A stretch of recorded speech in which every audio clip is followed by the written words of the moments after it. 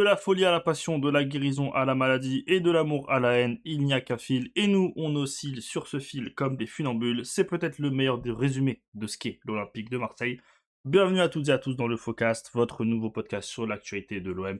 Je suis votre host Phil aussi. Je suis accompagné de mes deux compères, Toine et Duc Togo. Et on est très content de vous présenter ce petit projet qu'on va essayer de tenir tout au long de l'année. Où on va en gros une fois ou au moins plusieurs fois par semaine se réunir pour parler de l'actu de l'OM. Vous voyez que j'ai déjà fait une première erreur puisque j'ai déjà changé une des slides que j'avais préparé. J'en ai pas préparé beaucoup, donc ça fait déjà une première erreur. Mais voilà, on est content de lancer ce petit projet. Tout n'est pas encore affiné. C'est-à-dire que voilà, vous le voyez, la mini elle est faite complètement à l'IA parce qu'on n'a pas eu le temps de se pencher dessus ou quoi.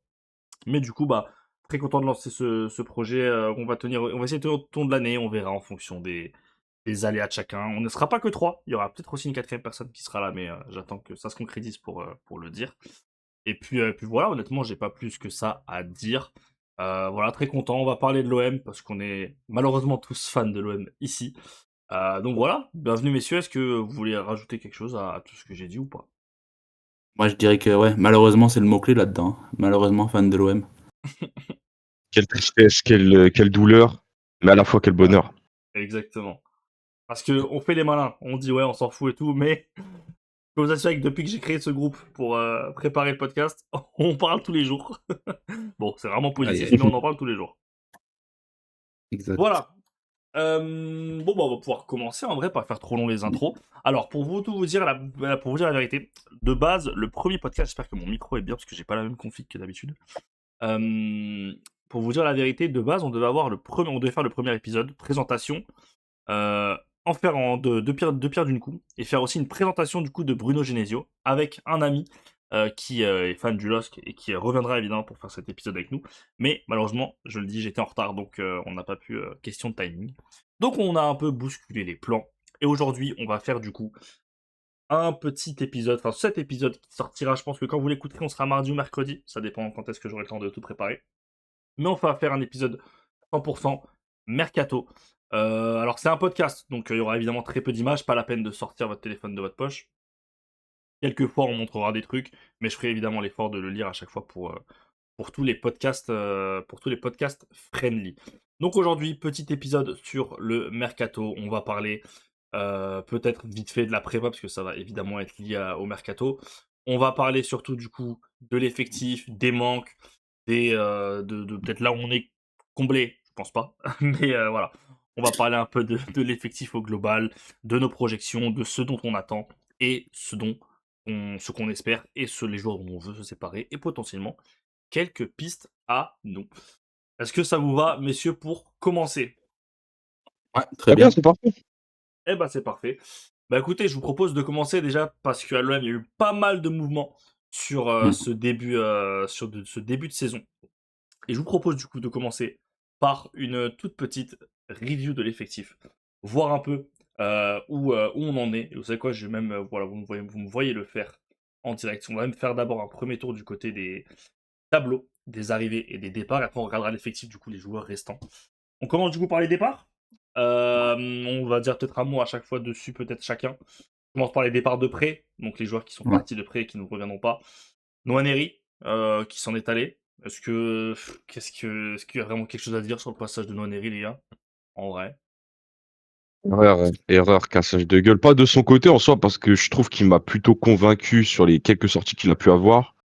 Juste, c'était pas le bon moment. Le projet était pas ce qui lui conviendrait le mieux pour progresser comme il l'aurait espéré. Il n'a pas eu beaucoup de temps de jeu sur la fin de la période de Zerbi.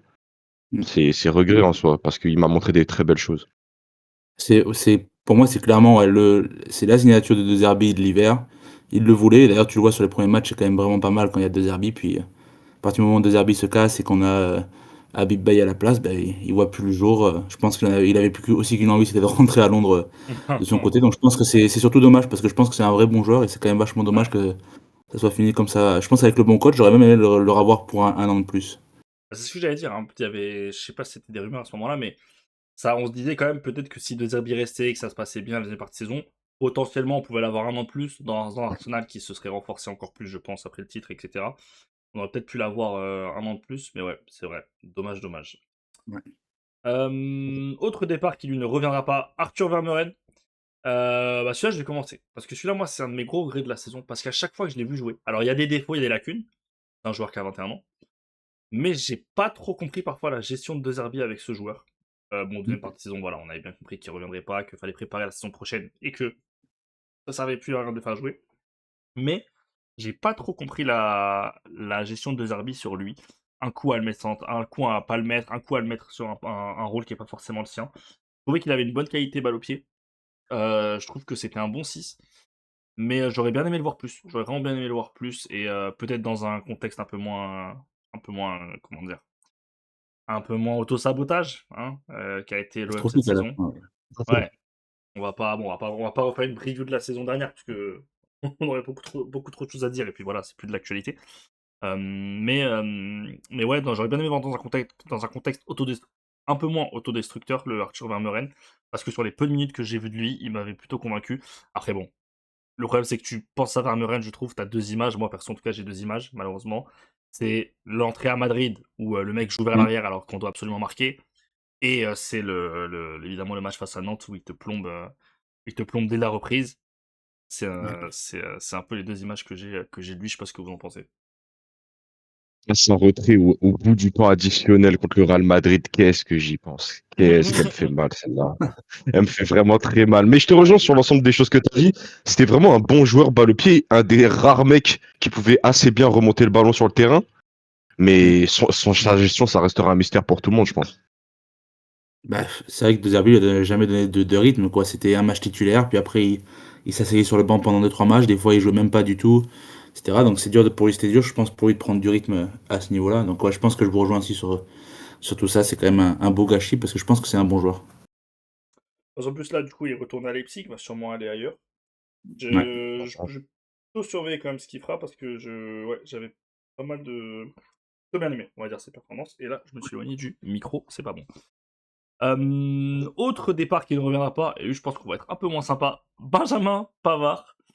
Mm. Benjamin Pavard, du coup, qui était arrivé en prêt de l'Inter, c'était une. On va pas se mentir, quand on le voit tous arriver, on se dit ok.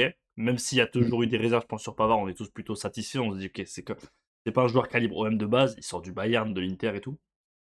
Qu'est-ce que vous avez pensé de la saison de Pavard?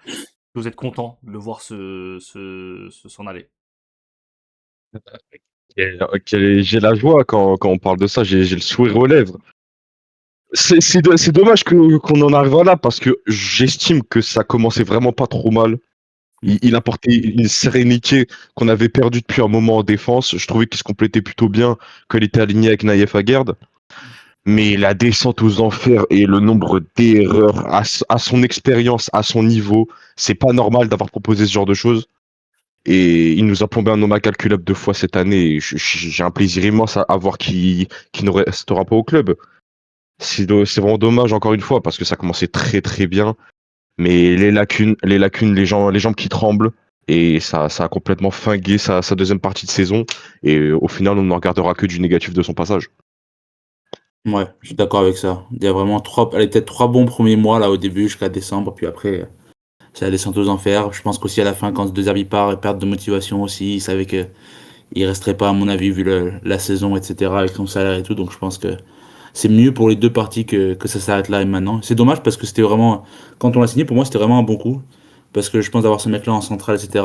Autant en latéral, j'ai jamais été convaincu, mais je pense qu'en centrale, comme on l'avait utilisé en début de saison, c'était vraiment pas mal pour stabiliser tout ça. Mais bon, écoute, malheureusement, ça marche pas souvent à l'OM. Ouais. Écoutez, je vais pas en rajouter plus. C'est la première fois du podcast, la première, ça fait 9 minutes que le podcast existe. Première fois que je risque d'être vulgaire, donc je vais passer à autre chose très rapidement avec Benjamin Pavard, honnêtement. Son expérience, son Là, attitude sur le terrain, enfin, franchement, je trouve le passage raté de je A à pense Z. que c'est ça. Je pense que c'est ça le plus dramatique, c'est que quand il arrive, tu penses que c'est ce joueur qui peut t'apporter de Mm. l'expérience dans Ouais, ton c'est ça. équipe, qui a souvent été perdu, qui a souvent des lacunes. Tu te dis, ce mec, c'est quand même un joueur qui a gagné la Coupe du Monde, qui a de l'expérience sur le secteur européen, qui a gagné la Ligue des Champions. C'est quand même un mec qui a du bagage derrière lui. Et au final, qu'il arrive parfois à performer moins bien que Leonardo Balerdi, qui est un des mecs les moins réguliers que je connaisse, c'est terrifiant. Ah ouais, non, il est. Mais en plus, en vrai, ce qui m'énerve, c'est que avec le recul, c'est facile de se dire maintenant, mais on aurait dû voir ça arriver parce que le mec, dans tous les vestiaires où il a été, il a rarement fait l'unanimité. Il s'est fait têche du Bayern, il s'est fait têche de l'Inter. Enfin, on aurait peut-être dû le voir arriver. Mais en tout cas, ouais, Benjamin Pavard s'en va. C'est peut-être pas une mauvaise chose. Bon, Ahmed bon. Traoré, on en parle aussi vite fait. Il s'en va lui définitivement parce que il, euh, il signe au Genoa. C'est une des premières ventes de Ouais. l'été. Je sais qu'un d'entre vous avait un petit regret, même si je dis pas de bêtises sur lui. Je sais plus lequel d'entre vous s'il veut commencer. Ouais, Ou alors peut-être j'ai une bêtise. ouais, Ah, vas-y, non, c'est à toi. je suis quand même un peu déçu qu'on donne pas une deuxième saison. Je veux bien qu'il était beaucoup blessé en première saison, on a mis du temps à le voir jouer. Je crois qu'il a pas joué avant octobre-novembre, si je dis pas de bêtises, je me rappelle plus exactement. Il a mis du temps à se mettre dans la rythme, mais je pense que c'est pas vraiment pas un mauvais joueur et je pense qu'une saison comme ça où on avait un effectif un peu réduit, il aurait eu la chance de jouer beaucoup plus et de montrer ce qu'il est capable parce que je pense que les sorties qu'il a fait, il était vraiment pas mauvais. Donc ouais, je suis un peu déçu. C'est le genre de joueur, j'aurais bien aimé au moins une saison de plus pour un peu tester, voir ce que ça valait en essayant de pas être blessé et de voir ben, avec un effectif réduit ce que ça peut donner. Mais bon, c'est comme ça avec l'OM apparemment, dès que un mec a fait une mauvaise saison, faut le vendre directement. Ah, je te rejoins là-dessus, c'est gâché encore une fois, hein. Encore une fois, il a été convaincant sur certaines de ses sorties. Je pense notamment le match contre Lyon. Le match contre Lyon qui fait, j'étais vraiment séduit par le joueur. Bonne qualité balle au pied, il percute bien dans la surface. Il avait une bonne qualité de frappe. Problème, je pense qu'il lui a desservi beaucoup. D'un côté, c'est déjà la concurrence avec Paixão. Et puis surtout que le nombre de déchets techniques qu'il a été capable d'envoyer sur le peu de minutes qu'il a eu, ça a vraiment pas plaidé en sa faveur. Mais pareil, c'est le genre de joueur, je suis avec un peu plus de temps d'adaptation, avec peut-être on lui avait fait un peu plus confiance, peut-être que ça aurait mieux marché. Malheureusement, au final, ce sera pas le cas. Et pareil, moi, je garderai un œil sur lui pour le coup, parce que le joueur est intéressant. Ok, alors excuse-moi parce que j'ai mon micro qui. Je sais pas ce qu'il me fait là, mais je vais le défoncer. Je vais pas tarder à le défoncer. Bah moi sur Ahmed Traoré, je vais être un peu plus dur que vous, je pense. Et je vais faire rapide pour pas qu'on passe 100 ans non plus dessus, mais les blessures, c'est trop. C'est beaucoup trop, malheureusement. Et c'est Oui. récurrent avec lui. Dans sa carrière, il a beaucoup eu de blessures. Et je pense que c'est peut-être pas une si mauvaise idée de s'en séparer. Il avait un beau salaire. On a besoin d'argent. On en reparlera, ça, c'est sûr. Mais il avait un beau salaire. On avait besoin d'argent. Effectivement, je trouve que c'est un très bon joueur. Et toujours dans le profil, il a manqué. Il a manqué à l'OM cette année. Parce que c'est le genre de joueur qui est capable de faire le lien entre le milieu et l'attaque, d'être un peu pas exactement ce meneur de jeu, mais pas loin. Au final, il se retrouve dans une concurrence, comme tu as dit, avec Pachao. Pachao, bah, le rapport rentabilité-minute est juste dingue. Mais je comprends la frustration. Moi, je suis pas dégoûté de le voir partir. Même un peu étonné que ce soit le Genoa qui le récupère. Je pensais à un club un peu plus haut. Ouais. De toute façon, on l'a vu à Auxerre, hein, on l'a vu performer en Ligue 1, donc on sait qu'il aurait pu performer en Ligue 1. Maintenant qu'on se dise, ouais, lui, les blessures, ça a été un peu trop cette saison. En plus, beau salaire et tout. Pas dérangé qu'on le vende. Honnêtement, pas dérangé qu'on le vende, personnellement. Ça s'entend, ça s'entend. Je tiens à profiter de ces petites apartés Ahmed Junior Traoré pour remercier le Genoa, des très bons amis, de très bons amis de la cité phocéenne. Merci beaucoup à eux pour tous les travaux qu'ils font pour le club. J'apprécie énormément leurs efforts. C'est vrai que c'est vraiment des frères. C'est vrai qu'il y a qui? Il y a Vitinha, il y a lui, il y a eu Il y a Strootman, si je dis pas de Malinowski. conneries. Strootman, Malinowski. ouais, Malinowski, il a Malinowski fini aussi. là-bas, lui. Oh, la pipe, ça aussi que c'était. Oh. Ah, Malinowski, on l'a bien mangé Ah, là-dedans. ouais. C'était quelque chose. Suivant. Bilal Nadir, qui lui s'en va libre à Augsbourg, à Hambourg, en Allemagne. Ouais. Ce transfert, il y a plusieurs choses. La première, c'est, je trouve que c'est un bon club pour lui, où il atterrit. Je pense que c'est un bon environnement. Hambourg, ça travaille de mieux en mieux et ça va stabiliser en Bundesliga. Le deuxième, c'est que même si c'est un bon environnement, moi, si je suis lui, ben, je reste à l'OM cette année. Parce que tu peux renégocier un salaire plutôt sympa, parce que tu as fait des belles perfs quand même. Il a été plutôt bon, Ouais. à dire en général. Vu comment joue Genesio et la non-peur de Genesio à lancer des gens, je pense qu'il aurait eu sa place. Peut-être pas en tant que titulaire, mais tu vois, dans une saison avec une Coupe d'Europe et le nombre de matchs que tu auras et tout, post-Coupe du Monde en plus, je pense que t'as de quoi avoir du temps de jeu vraiment très très très très conséquent. Donc bon, je dis pas qu'il a fait le mauvais choix. Je dis que je suis plutôt étonné qu'il ait pas essayé de re-signer. Après, je pense que c'était bouclé depuis très très longtemps. C'était acté plutôt le fait qu'il s'en aille. Mais un peu surpris. Mais bon, moi je souhaite le meilleur, j'aime bien le joueur. Et je pense qu'il a toutes les qualités qu'il faut pour réussir en Allemagne. Voilà. C'est clair, mais ce transfert me fait mal, hein. Ça fait vraiment mal au cœur parce que le projet Nadir, moi j'étais dans le train. Vraiment, ce mec, il a apporté une fougue et une créativité dont il manquait beaucoup trop à l'équipe. Et ça me fait vraiment mal parce que le projet était suffisant, j'y croyais vraiment beaucoup à ce mec. Je suis Euh, triste que ça n'ait pas marché. je vais être un peu plus mesuré avec vous parce que je suis pas si dégoûté que ça qui parte. Je pense que c'est un joueur moyen, mais je pense, là où vous avez raison, je pense qu'avec une saison pareille à l'OM, on va y venir plus tard avec les départs qu'on risque d'avoir au milieu, etc., je pense qu'il a eu sa place. Et c'est peut-être là qu'on a vu un bon développement, mais je suis pas triste, je suis pas ultra déçu qu'il parte. Je trouve que c'est juste un peu dommage et que c'est surtout dommage pour lui, je pense, plutôt que pour le club en général. Je pense on peut faire sans lui. Je pense que lui, s'il avait pu faire une bonne saison à l'OM là avec Genesio, ça aurait été encore mieux pour lui, pour sa carrière, son profil, etc. Ok.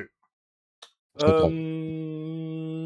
On passe aux 2 gros départs quand même de ce mois de juillet pour l'instant. Ah, c'est Pierre-Emerick mieux que je Aubameyang parle bien. d'abord. Deportivo La Corogne. À la surprise générale, hein, ça s'est fait vraiment dans le. Parce que vraiment, 24 heures avant, il y a des premières rumeurs qui sortent en disant que Genesio compte sur lui et qu'il veut absolument garder pour son expérience, tout ça, tout ça. Et puis, d'un coup, d'un seul, Fabrizio Romano te sort Deportivo La Corogne. 37 ans, Aubameyang. Est-ce qu'il aura fait ses stats cette année encore? Je suppose qu'il aura fait quand même quelques stats, Aubame. Maintenant, est-ce qu'un d'entre vous ici va pleurer le départ d'Aubameyang? Personnellement, non. Non. Et je vais rester sur ma position que j'ai eue depuis un moment. Ça reste une erreur qui soit revenue. Voilà. Je trouve que ça va entacher la mémoire qu'on aura eue de son premier très bon passage. Je trouve qu'à beaucoup d'égards, son premier passage m'a laissé un meilleur souvenir que celui d'Alexis Sanchez. Mais c'est dur, hein. Cette année, c'est vraiment très très dur. Encore une fois, ce qui va sauter plus aux yeux, c'est son manque de justesse et d'efficacité devant le but, le nombre d'actions qu'il te rate, et puis surtout son manque d'intelligence dans le jeu. On va tous repenser à cette action dans le match contre le PSG sur le Trophée des Champions, où il peut C'est faire ça. 20 choix différents, il peut aller dans le corner pour garder la balle, il peut tirer dans la lune, il fait le pire choix possible, derrière on prend contre-attaque et on prend le but derrière. Mais bon débarras et puis merci malgré tout pour ton premier passage, mais c'était une erreur de revenir. Ouais. Ok.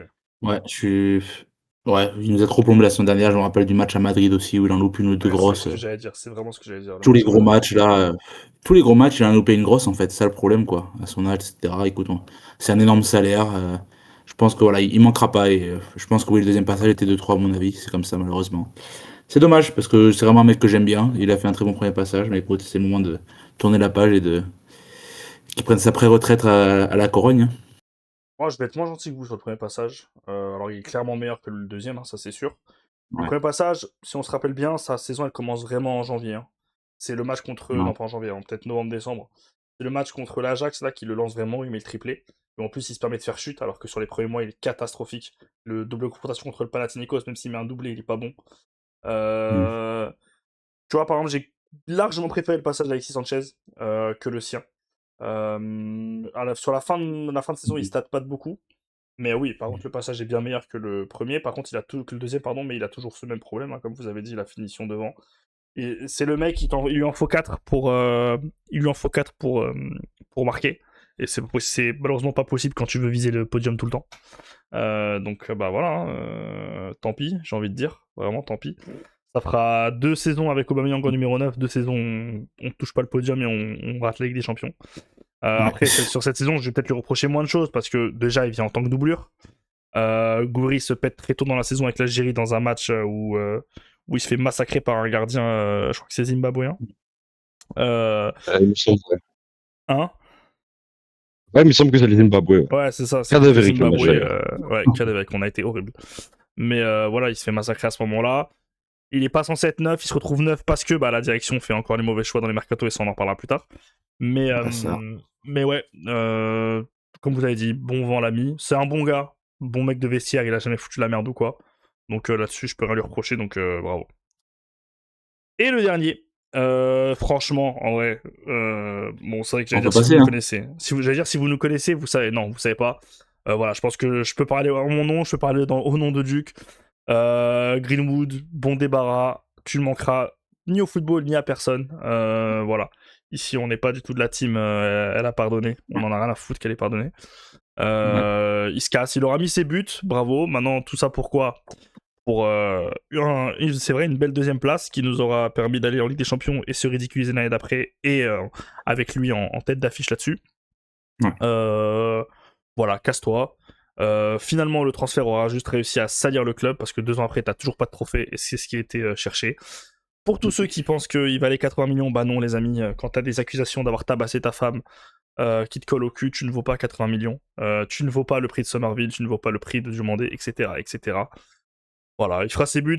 Alors, si on parle entre guillemets que du terrain, oui, on le voit tous que Greenwood est un très bon joueur, qu'il a des qualités, etc. Maintenant, il n'y a pas que ça. Il y a l'humain et puis il y a aussi l'attitude sur le terrain. Hein, parce que même si on met l'affaire de côté, l'attitude sur le terrain, ce qui est déjà quand même, je trouve, assez gros de mettre l'affaire sur le côté.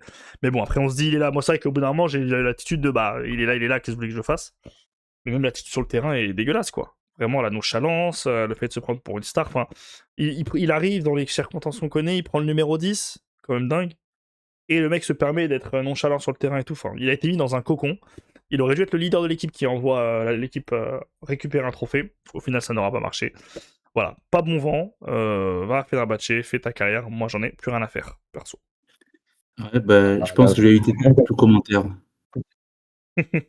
Ah, mais moi, je me permets parce que chez moi, on n'a toujours pas fini de célébrer. Ah, ce mec me dégoûte. J'ai pas d'autre mot à dire. Ce mec me dégoûte.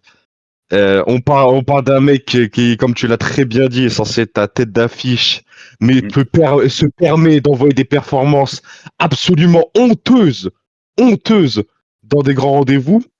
Et puis, en dehors du fait qu'il ait absolument ruiné l'image du club pour je pense, l'intégralité de mon temps de vie, le passage en soi, est pas bon. En soi, c'est pas bon. Bah, il fait ses stats. Il a ruiné l'image du le truc, c'est ça, c'est qu'il stat. Du coup, certes, beaucoup vont le défendre là-dessus, mais je maintiens qu'il a plus desservi au projet qu'autre chose. Et je pourrais pas être plus heureux que de voir ce mec enfin quitter mon club. Merci pour rien et on s'en ressortira très bien sans lui. Hein. Et pareil, c'est vraiment ceux qui se sont fait des films à le voir partir pour des prix absolument honteux. Vraiment, on nage dans un rêve là. On vit je sais pas dans quel monde on vit. Ouais. Je reviens sur ce que j'ai dit. J'ai dit que je ferais pas de commentaires juste parce que si je le fais, je vais être vulgaire et je vais insulter. Donc je me contenterai de dire que tout ça pour ça, juste gâcher l'image du club pour le revendre 40 millions à Fenerbahçe 2 ans plus tard. Bah écoute, très bon move de la direction encore une fois. Donc je m'arrêterai là avant de partir de l'émission. On dit il a sali l'image du club. Alors bon, évidemment, il a fait ce qu'il a fait et c'est pas bien et tout. Mais en fait, ceux qui ont sali l'image du club, c'est surtout ceux qui l'ont ramené. Et Benatia et Longoria, hein, et De Zerbi qui l'a défendu comme son fils. Et qui a dit que c'était comme son fils d'ailleurs, parce que c'était un de ses joueurs et que ses joueurs sont comme ses fils. Mais voilà. Ouais, voilà, il fait ses stats. Alors après, oui, il y a des matchs où il est excellent, mais je pense que le match contre Madrid résume bien qui est Mason Greenwood. Première mi-temps, exceptionnel, c'est le meilleur joueur sur le terrain et tu vois qu'il est 2 classes au-dessus de tout le monde.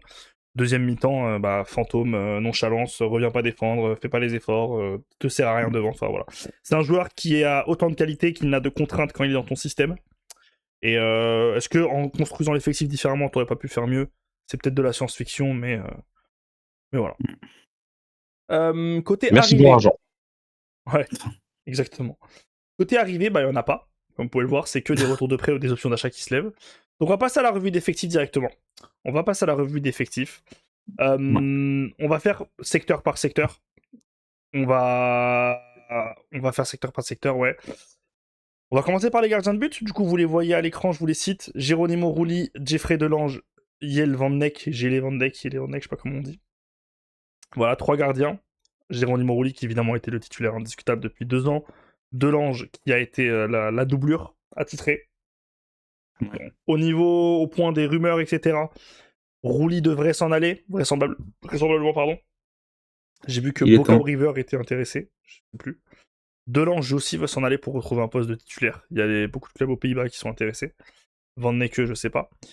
Messieurs, j'allais dire, est-ce que vous pensez qu'on a besoin d'un gardien?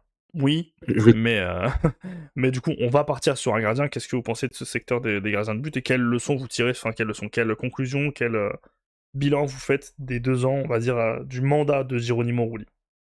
Je pense, pour moi, c'est assez simple. Tu vends Rulli, c'est bon. Allez, il nous a rendu des bons services, il a fait des très bons matchs, il a aussi quelques bourdes, etc. il est temps, il veut se barrer, ben, qu'il se barre. Pour moi, c'est Delange doit passer numéro un parce que je pense que les quelques matchs où il était titulaire l'année dernière, il a quand même montré qu'il était solide. Je pense que ça ne coûtera rien de le laisser essayer d'être titulaire une saison. De toute façon, on n'a pas d'argent, donc je ne vois pas trop aller dépenser de l'argent dans un gardien. Donc, autant avoir Delange en numéro un, Van Dijk numéro 2, et après tu fais monter un mec du centre ou autre. Et puis voilà, hein, tu gardes un peu d'argent. Le peu d'argent que tu as, tu le gardes pour d'autres postes un peu plus importants, je pense. 100% d'accord avec ce que tu viens de dire. Et puis, pour revenir un peu sur Rouli, je maintiens quand même que c'est un des premiers qui a vraiment lâché l'équipe dans ce gros moment où tout a commencé à partir en couille au club. C'est un des premiers qui a lâché les rames. On retiendra quand même du positif parce que malgré tout, il nous a sauvé pas mal de fois. Je pense qu'on fait difficilement une deuxième place si on ne l'a pas. Ouais. À plein de moments dans la saison, je trouve que c'est le meilleur joueur de l'équipe. Il a fait son temps. Voilà, bon, merci pour ce que tu as pu faire, mais il était temps de tourner la page. Et ouais, si c'est ce qu'il demande, tenter une titularisation de Jeffrey Delange, ça me dérangerait pas en soi. Ok. Mm. Bah, moi, je vais peut-être vous surprendre, mais Rulli, ça fait peut-être partie de ceux qui, si tu repars sur un nouveau projet, je serais pas dérangé de le garder. Il a ses fulgurances. Il a peut-être ses fulgurances dans le négatif, on va dire. C'est-à-dire qu'il est capable de déconnecter sur un match et d'être pas bon. Maintenant, je trouve que les gens ont été assez durs avec lui sur la deuxième partie de saison. Il est pas au niveau de la première, ça c'est sûr.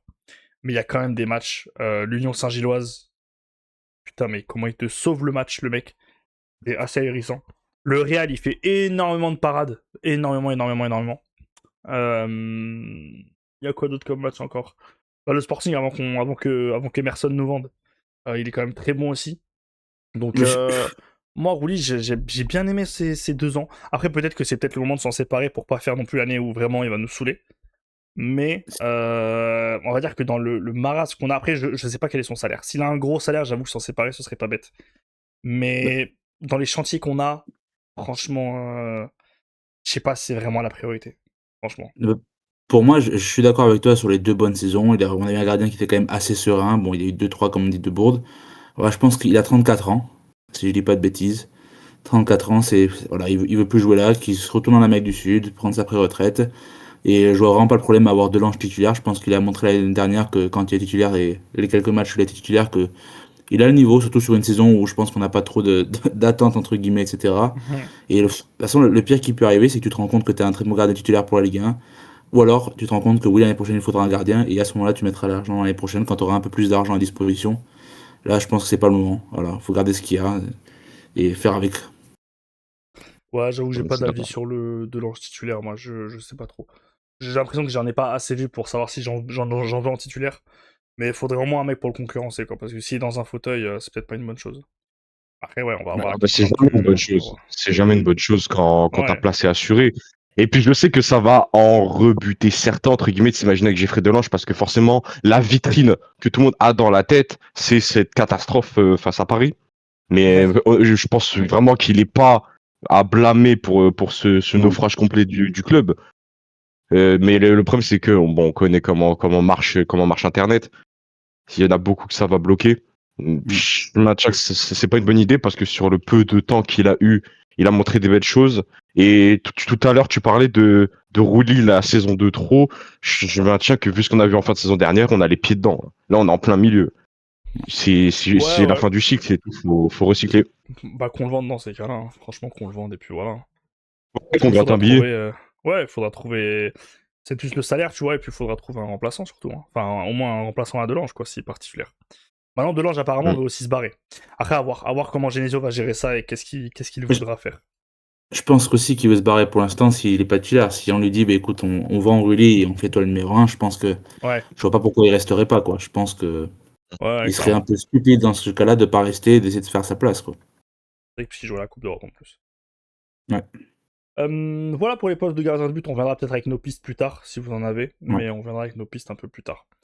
Le secteur défensif maintenant. On va commencer par les centraux. Alors, comme vous le voyez, il y a une belle ribambelle de centraux là. Balerdi, Medina, Aguerd, Egan Riley, Bamo Meite, Cornelius. Alors, je peux vous assurer que normalement, d'ici la fin du mercato, au moins la moitié ne seront plus là, normalement. Les grosses rumeurs de départ, elles sont évidemment sur Léo Balerdi et Naïef Aguerd. Léo Balardi, parce que voilà, on y reviendra, mais il y a quand même peut-être une fin de cycle qui s'annonce. Aguerd, il est extrêmement courtisé, et vu la situation de l'OM, c'est un des derniers avec une belle valeur marchande. Bah, les deux, de toute façon, Balardi et Aguerd, c'est les deux qui restent avec une plutôt belle valeur marchande, et plutôt jeune, entre guillemets. Il y a Egan Riley aussi, dont on sait un peu l'inconnu parce qu'il a eu une saison un peu compliquée, et Cornelius qui, à mon avis, ne fait qu'une petite escale avant de s'en aller. Messieurs, qu'est-ce que vous pensez de ce secteur défensif? Qui vous voyez partir, qui vous voulez voir partir, pardon. Combien d'arrivées de votre côté, etc., etc. C'est dur. Le voir en perspective comme ça sous mes yeux, c'est dur. Il n'y a pas grand monde qui va rester. Hein. Honnêtement, à part sûrement Medina, il avait fait Aguerd, ça m'étonnerait. Cornelius, ça va pas rester. C'est dur. Hein. Surtout sur la charnière centrale, ça va être très dur. Va falloir trouver des pistes. Ouais. Balerdi, comme je l'ai dit tout à l'heure avant qu'on commence, moi j'ai atteint mon ras-le-bol. Ça y est, j'ai atteint le point de non-retour avec ce joueur. J'y ai longtemps cru, j'ai longtemps défendu, envers et contre tous. Mais j'ai atteint ma saturation, je peux plus avec ce mec. Le fait qu'il soit là depuis aussi longtemps et qu'il est toujours pas prêt à défendre une profondeur qui te coûte autant de buts sur une saison tout en étant le capitaine de l'équipe, honnêtement c'est plus possible. Qu'on arrive à le vendre, ce serait pour moi un vent de fraîcheur complet. Medina, sur le peu de choses qu'il a pu montrer, après le problème c'est qu'il a souvent joué sur le côté gauche qui est pas forcément son poste de prédilection. À voir ce que ça peut donner en tant que cadre dans une charnière centrale. À voir, encore à voir, je maintiens que c'est un joueur qui a des qualités plutôt correctes, qui peut apporter quelque chose que Balerdi n'a pas apporté. Et puis, on verra bien ce que ça pourra donner. Naïf Aguerd, je pense qu'il va se barrer. Egan Riley, j'ai cru pendant un moment, ça s'est vite écroulé. Il va falloir recruter dans l'ensemble, hein. C'est très très dur. Voilà, moi j'ai du mal avec le discours sur Balardi. Malheureusement, je coule avec le bateau Balardi, donc il est trop tard pour moi de sortir du bateau. S'il y a deux mecs que je vends, là d'entrée, je pense que c'est Aguerd directement et Cornelius. Te dire ce que tu peux de ces deux transferts, etc. Tu renouvelles. Balerdi, s'il y a une belle offre, bon forcément voilà, ça me ferait chier, mais bon Balerdi, s'il y a une belle offre, une vingtaine de millions, j'ai vu qu'il y a quand même pas mal de clubs intéressés, des Forest, etc. en Angleterre et tout, bah écoute, on fait ses bagages et on y va. Hein. Si j'ai Egan Riley, quand il jouait il y a 2 ans à Burnley en D2 anglaise, j'avais beaucoup aimé, je regardais pas mal, j'avais beaucoup aimé.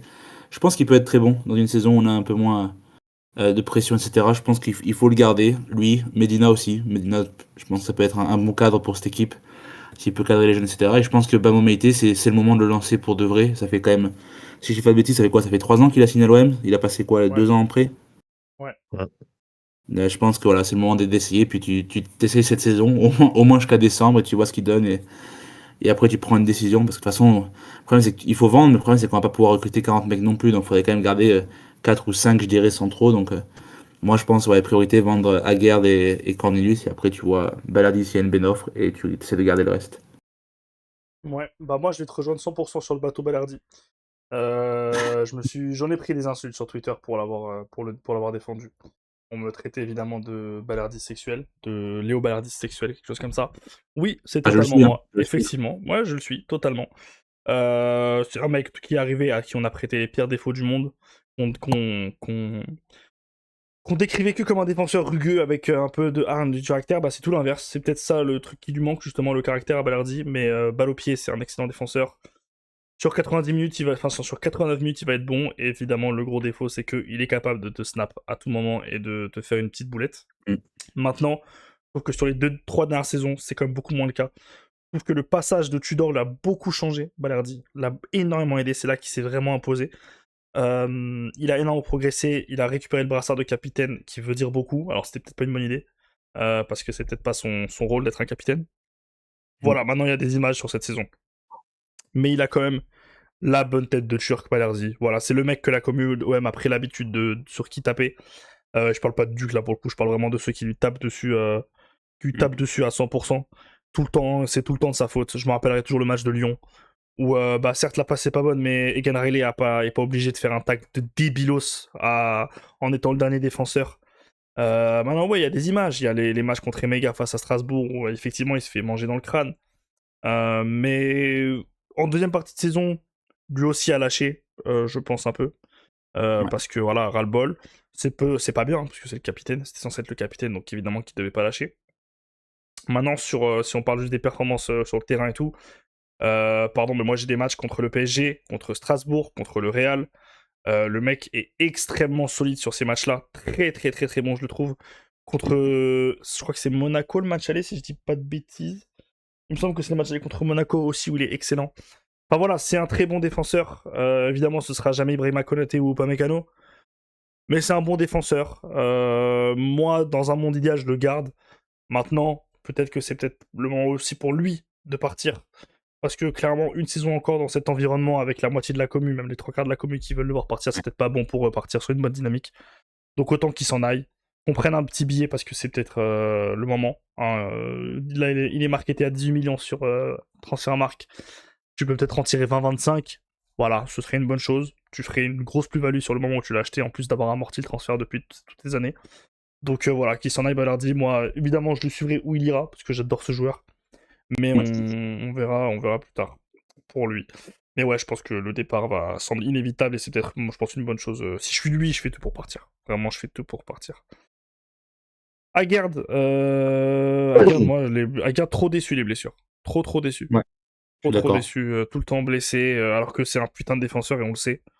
Mais trop déçu les blessures. Je sais pas à quel point il va encore se blesser ou quoi. Je prends pas de risque. C'est la dernière chance que t'as de le vendre. Vends-le. C'est un top défenseur, vraiment. C'est un très très bon défenseur. Mais il est pas irremplaçable, donc vends-le. Et puis fin de l'histoire. Cordelius, comme a dit Duc, je pense que ça va bouger très très rapidement. Quoique moi, Oui, n'importe franchement, où. franchement, le garder en quatrième défenseur, est-ce que ça me dérange? Non. Est-ce qu'il part? Ça me dérange? Non. Donc on va dire que, sans être méchant, je m'en fiche un peu de Derek Cornelius. Medina, pareil avec Duke, complètement d'accord. J'aime beaucoup tout ce chaque fois qu'il a montré, il a été bon, il a beaucoup joué à gauche, mais Ouais. c'est un très bon défenseur, on l'a vu à Lens. On le connaît, on sait qu'il peut réussir en Ligue 1, il est fort, il va être boosté de morale avec sa finale de Coupe du Monde et le fait qu'il était pas loin de s'imposer en tant que titulaire. Donc go sur Medina, ça doit être ton taulier de la défense. Ouais. Et pour Egan Riley et Baumaïté, je suis plutôt d'accord. Egan Riley, j'avoue que s'il part, ça va m'en toucher une sans faire bouger l'autre, honnêtement. Mais Baumaïté, j'ai besoin qu'il reste et qu'il s'affirme et qu'il devienne Ouais. ce défenseur. Apparemment, Genesio l'aime bien. Et lui aime bien Genesio, de ce que j'ai lu. Je sais pas à quel point c'est vrai ou pas. C'est bon. Ça, c'est bon signe. Ouais, ça c'est bon signe en général. Donc Ouais. tant mieux. J'aime beaucoup Baumaïté, j'aime beaucoup son profil. Je trouve qu'il a énormément de qualité. Allons-y, gardons-le. Une charnière Medina Baumaïté, franchement, vu l'état de l'effectif, tu t'en sors très bien. Tu recrutes un ou deux mecs derrière pour faire le nombre et c'est parfait. Ouais, puis si jamais tu peux aussi garder, bon, c'est lointain, mais si vraiment tu as un problème de blessure, etc., t'as Koum du centre aussi qui peut Ouais. être intégré un petit peu, pas forcément l'intégrer dans la rotation, mais disons qu'il y a des blessures, etc. T'es en janvier, t'es en galère en Coupe de France, bah écoute, tu le mets dans le groupe, Mm. tu vois ce que ça donne. Mais ouais, je pense qu'il faut vraiment essayer de garder 3 ou 4 des mecs qu'on a là, puis si vraiment t'as une opportunité, un mec libre ou autre, là j'ai vu qu'il y avait des. Comment ça s'appelle? Il y avait une rumeur avec Todibo. Bon, je pense que ça va être un peu difficile à faire, à part si tu vends Ouais. beaucoup. Il y avait. Niak aussi, là, le Suisse de Louvain aussi. Alors, je vais pas vous mentir, je sais pas du tout ce que ça donne. J'ai Ouais. juste vu que c'était dans les rumeurs. Donc, une ou deux Parce qu'on a pistes une si clause de jamais. rachat pas chère, je crois. C'est une clause de rachat? Une clause de rachat qui est vraiment pas, Ouais, il est pas toujours très privé. léger. Ouais, donc bon, voilà, t'as des options si jamais vraiment. Après, j'imagine que si vraiment il y a trop de départs, on a toujours une ou deux options à activer. T'as même un mec libre, etc. Mais je pense que, voilà, on garder 3-4 de cette liste-là, je serais pas. Je pense que ces défenseurs centraux, là, c'est peut-être la partie de l'effectif où je suis un peu le moins inquiet, entre guillemets. C'est Ouais, dire. pareil. Pareil. Bon, franchement, Maïté Medina, moi, pour l'année prochaine, Ouais, vamos, hein. Franchement, ça vamos. se tente. Ça se tente. Mm. Bah, ça y est, vous m'avez convaincu. Je prends. Le Paris Baumaïté, je prends. On y va. Ah, Ouais, non, On y va. ciao. Là, franchement, je pense que ça peut marcher. ouais. Et puis, en soi, il était pas mauvais. Hein. Sa saison à Lorient, c'était vraiment pas mal. Oui, il a vraiment époustouflé beaucoup de gens à Lorient. Hein. Première année, je crois qu'il y a eu 2-3 problèmes de comportement, si je dis pas de conneries. Mais deuxième année, il avait vraiment étonné plein de gens. Non, puis il Ouais, arrive à d'ailleurs, je l'ai pas. maturité, là. Ouais, c'est ça. 24 Et je l'ai ans, pas dit, etc. Je pense que c'est le moment. Hein. et je l'ai pas dit, mais Antoine l'a suggéré. Il y a des jeunes qui ont fait pas mal d'apparitions l'année dernière dans les groupes ou quoi, et qui là sont à la prépa et qui jouent les matchs amicaux avec Genesio. Hmm. Koum, Bezaf, etc. Voilà, eux aussi, c'est pas exclure qu'ils aient leur chance, quand on connaît en plus la Ouais. qualité de Genesio à pas avoir peur de lancer des jeunes. Donc on verra. Les latéraux maintenant. Alors ça va être très vite parce qu'à droite, il n'y a personne. Donc à droite, on va recruter, c'est sûr. Ouais. À Il va être gauche, obligé. on a. Ouais. À gauche, par contre, on a Emerson et Ulysse Garcia. Je sais pas ce que vous en pensez. Moi, je me dis que Ulysse Garcia, je sais pas comment les gens le voient, mais c'est un mec. Il a quand même été. Quand il a été là, on connaît ses qualités, on connaît ses défauts. C'est pas un top player. On sait, c'est pas un top latéral et tout. Maintenant, quand il était là, il a eu des belles perfs. Il s'est centré déjà. C'est un latéral qui s'est centré, ça fait plaisir. Et il a été trimballé un coup au loft, un coup dans le groupe, un coup il joue sans aucune raison, un coup il retourne dans le loft, etc. pendant 2 ans. 1 an, pardon. Par De Zerbi. Le mec ne s'est jamais plaint une seconde, a jamais boudé, a toujours tout donné sur le terrain au niveau de l'attitude. Un mec comme ça, je garde. Surtout si en plus Emerson, je vois j'ai beaucoup de mal, pardon, à voir Emerson rester parce que je Ouais, je pense pense pas. qu'Emerson a un gros salaire et que à 31 ans, si on a une offre à 7-8 millions, on va l'envoyer. Les Brésiliens, ils aiment bien retourner au Brésil quand la trentaine arrive. Je pense que si t'as un Cruzeiro ou un Palmeiras qui t'envoie 7-8 millions, je pense qu'il va être dans le premier avion pour Rio et Belo Horizonte. Donc franchement, Emerson, j'ai du mal à le voir rester. Et si tu dois en plus aller mettre un peu d'argent sur un latéral gauche, autant garder Ulysse Garcia. Il a pas un gros salaire, c'est un bon gars de vestiaire, il pourra te dépanner, te rendre des services. Et pour la Ligue 1, ce sera largement suffisant. Je sais pas ce que vous en pensez. Pour le Ouais, coup, niveau latéraux, de toute façon, oui, à droite, il faut recruter. Bon, tu as Ouais. Bézard, du centre qui a fait les 2 matchs de préparation. Voilà, tu le gardes dans la rotation, mais il faut certainement 2 mecs. J'ai vu qu'il y avait des rumeurs sur CDB. Bon, les gars, CDB, on est en 2026, bientôt 2027. Je pense que il faut débrancher l'ancien, là, faut arrêter. Et à gauche, ouais, je suis d'accord avec toi. Emerson veut se barrer, qui se barre. Voilà. Ils ont rendu des bons services, mais bon, c'est comme ça. Je pense que faut changer un peu. Je garde Ulysse Garcia pareil sur le banc. Et voilà, il nous faut un latéral. Donc ça fait qu'au final, il te faut 3 latéraux. On est 26 juillet, y a rien. J'ai vu aucune piste à part CDB. Donc Mm. un peu effrayé au niveau de ce poste-là. Et j'espère surtout qu'ils vont pas faire l'erreur d'essayer de remettre Medina à gauche. À part si c'est vraiment un cas d'urgence. Ok. c'est très dur par contre. Mais bah, rien de grandiose à rajouter, hein. Je vous rejoins à peu près sur ce que vous dites. Merci quand même à Emerson, parce que je croyais pas du tout quand il arrive. Ouais. C'est vraiment pas le genre de joueur que j'aime particulièrement. Son passage à Lyon a fini d'enterrer le peu d'espoir qui me restait en ce type. Mais au final, ça a bien marché. Il a rendu des fiers services. Donc merci à lui, même si il nous a mis dedans dans certains matchs.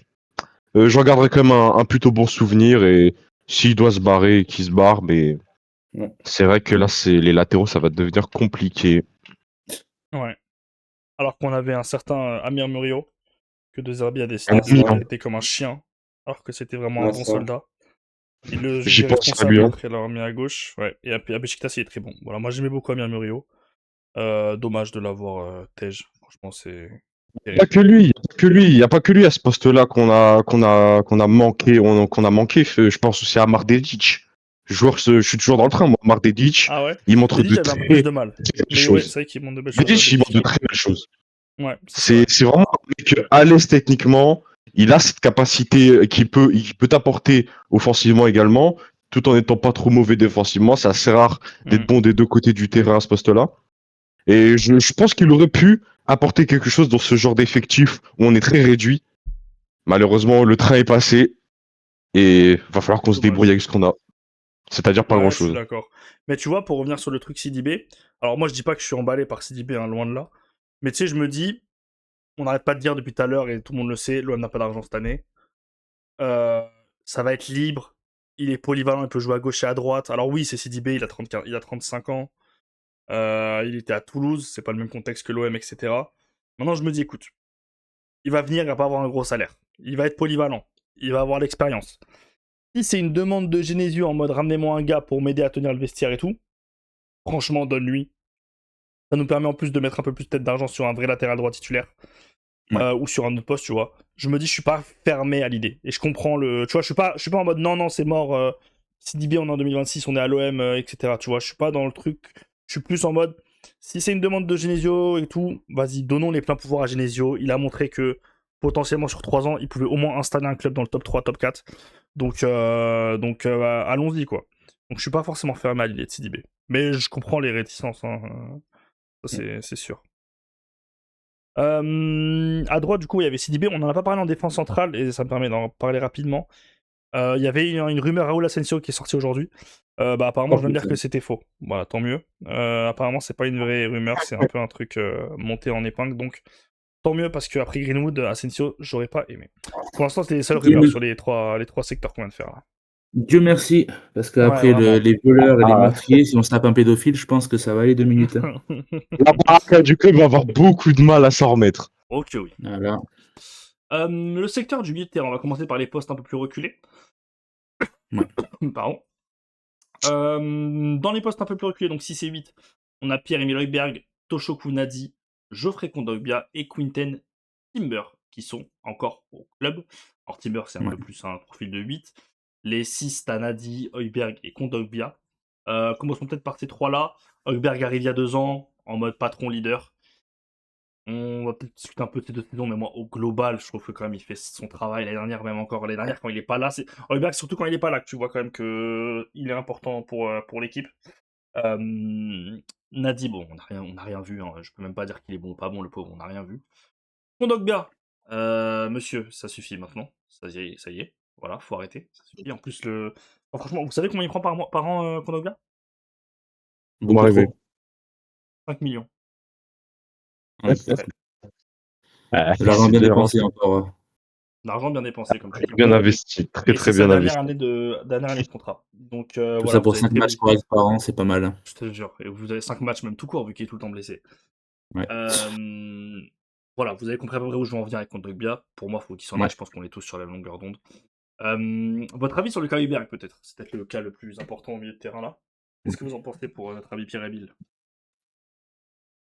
C'est dur. C'est dur. Et le problème, c'est que cette saison, je sais plus exactement quel a été le tournant, mais j'ai pris un ras-le-bol avec ce joueur cette année. Le problème, c'est qu'il y a un truc qui me rend malade avec ce type, c'est qu'il a des qualités de passe exceptionnelles. Et j'ai pas grand-chose à dire là-dessus. Le problème, c'est qu'il les utilise pour faire des passes en retrait. Ça, c'est un truc qui me rend dingue avec ce mec. C'est que même quand il a de la place pour porter le jeu vers l'avant, essayer de débloquer une situation, il va toujours préférer faire des passes en retrait. Et ça me rend dingue. La première saison qu'il fait, j'ai rien à lui dire. Je pense très sincèrement qu'il est dans le top 3 des meilleurs joueurs du club à ce moment-là. Mais cette année, je pense vraiment que c'est les passes en retrait qui m'ont rendu fou. Et c'est dommage parce qu'il a d'excellentes qualités. J'ai beaucoup parlé de son jeu de passe, mais c'est aussi un très bon défenseur.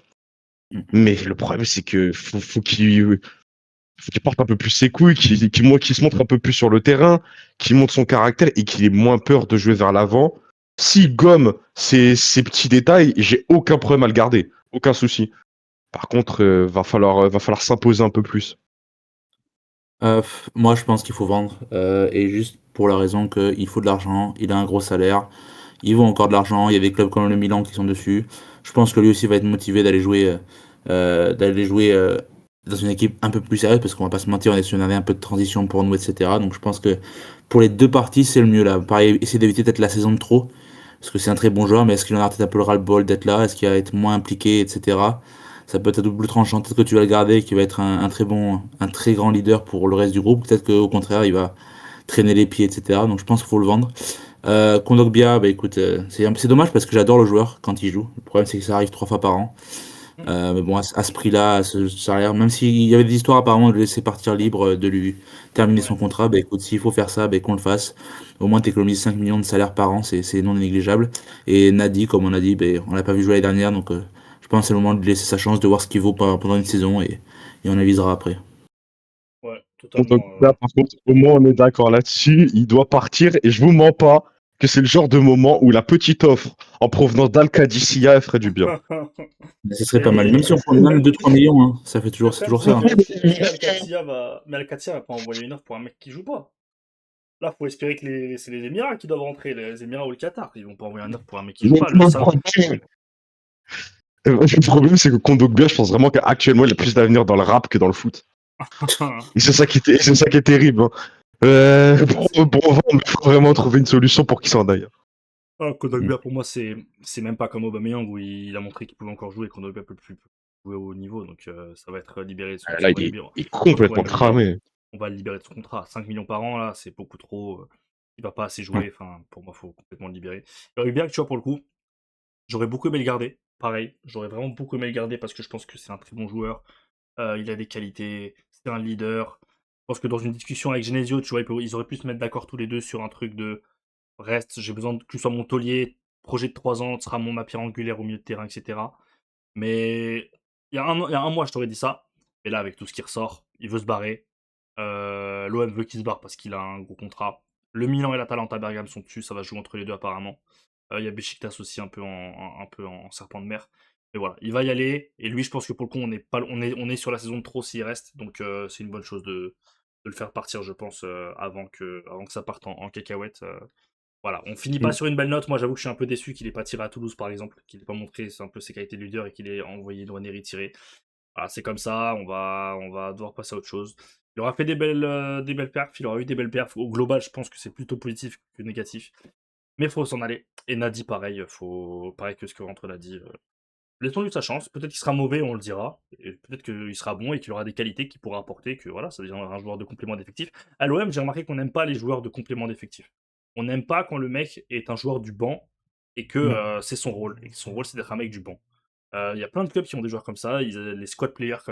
Il y avait Danny Drinkwater là, en Angleterre. C'était le squad player. C'était le mec que tu mettais dans l'équipe. Il jouait sa vingtaine, trentaine de minutes, un match sur deux. Il grattait ses ballons.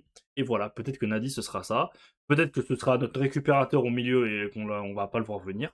Mais juste au moins, laissons-lui sa putain de chance et arrêtons de cramer et d'enterrer les joueurs après 30 minutes d'apparition.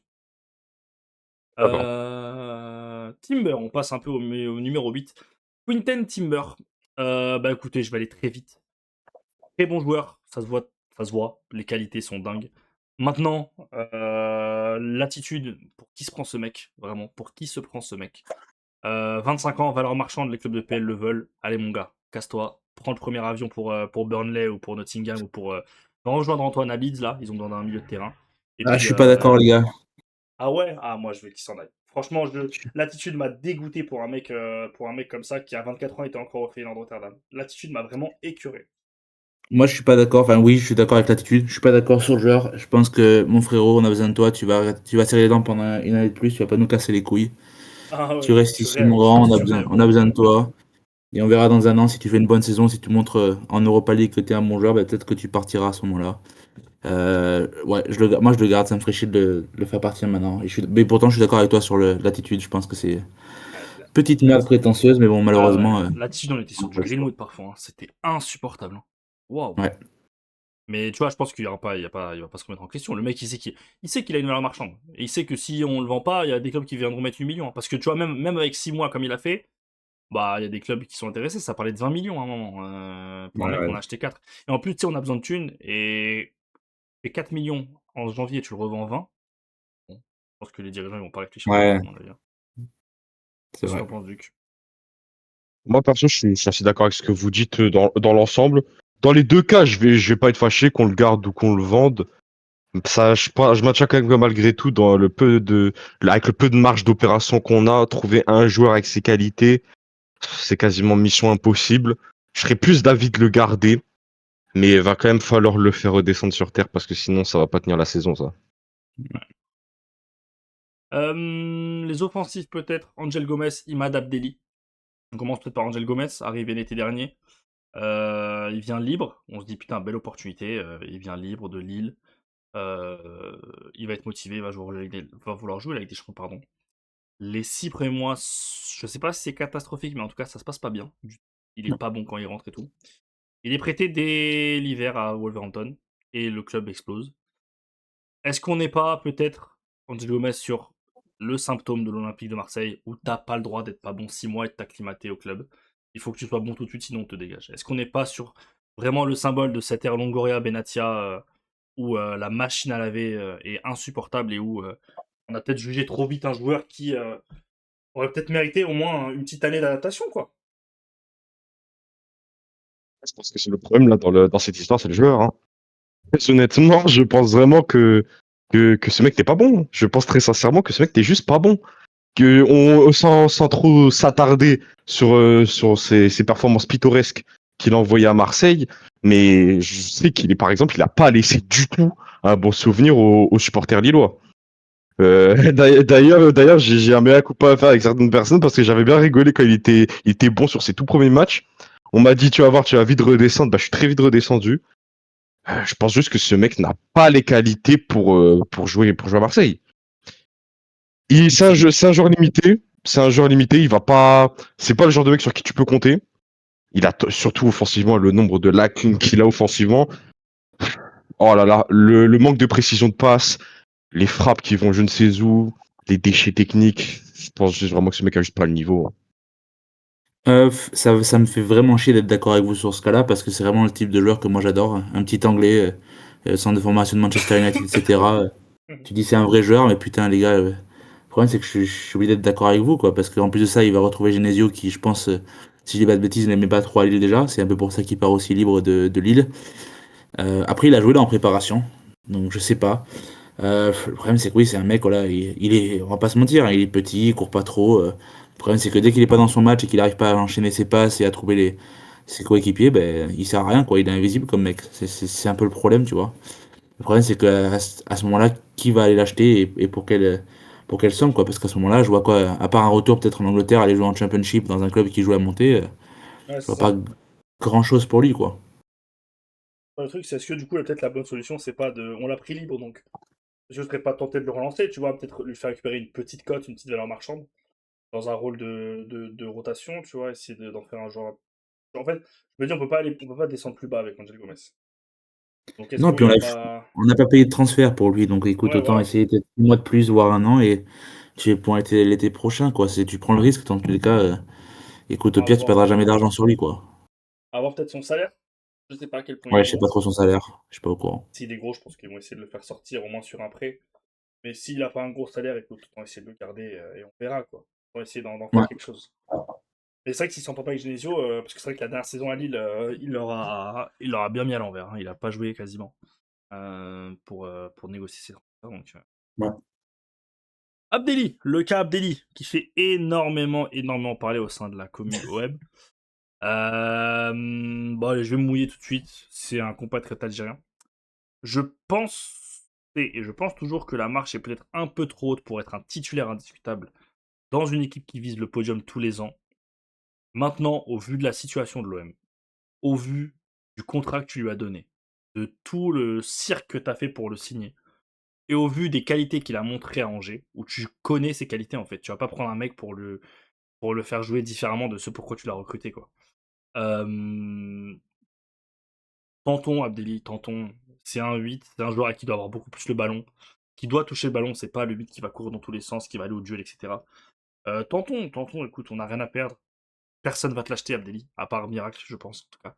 Personne ne t'achètera. Mets-le dans les bonnes conditions, au moins mentalement. Et ça, je fais confiance à Genesio pour le coup. Parce que il a subi un bashing de fou. Alors, il n'a pas été bon, bien sûr. Mais il arrive dans une équipe qui est en train d'exploser. Qui explose d'ailleurs quelques jours après son arrivée. Laisse-lui le temps de s'adapter. Donne-lui une saison où tu vas le faire jouer. Il va avoir des minutes. Il va pouvoir s'insérer dans un collectif. Il va faire la prépa avec toi, etc. Euh, et on verra ce que ça donne. Mais je pense pas que c'est une pipe. Je pense que ça sera au maximum un joueur de rotation, mais encore une fois, il en faut. Et dans ta situation, il y a beaucoup de tes titulaires qui, en temps normal, seraient des joueurs de rotation. Mais ça, bah, c'est la conséquence de 3 ans de Longoria Bellatia qui ont fait les joujoux avec l'argent du club et qui ont massacré les finances, quoi. Donc maintenant, la situation elle est telle qu'elle est. On voit Abdelis ce que ça donne sur la saison. C'est pas une pipe. Je pense que c'est pas une pipe. Que dans un contexte Ligue 1, il peut performer.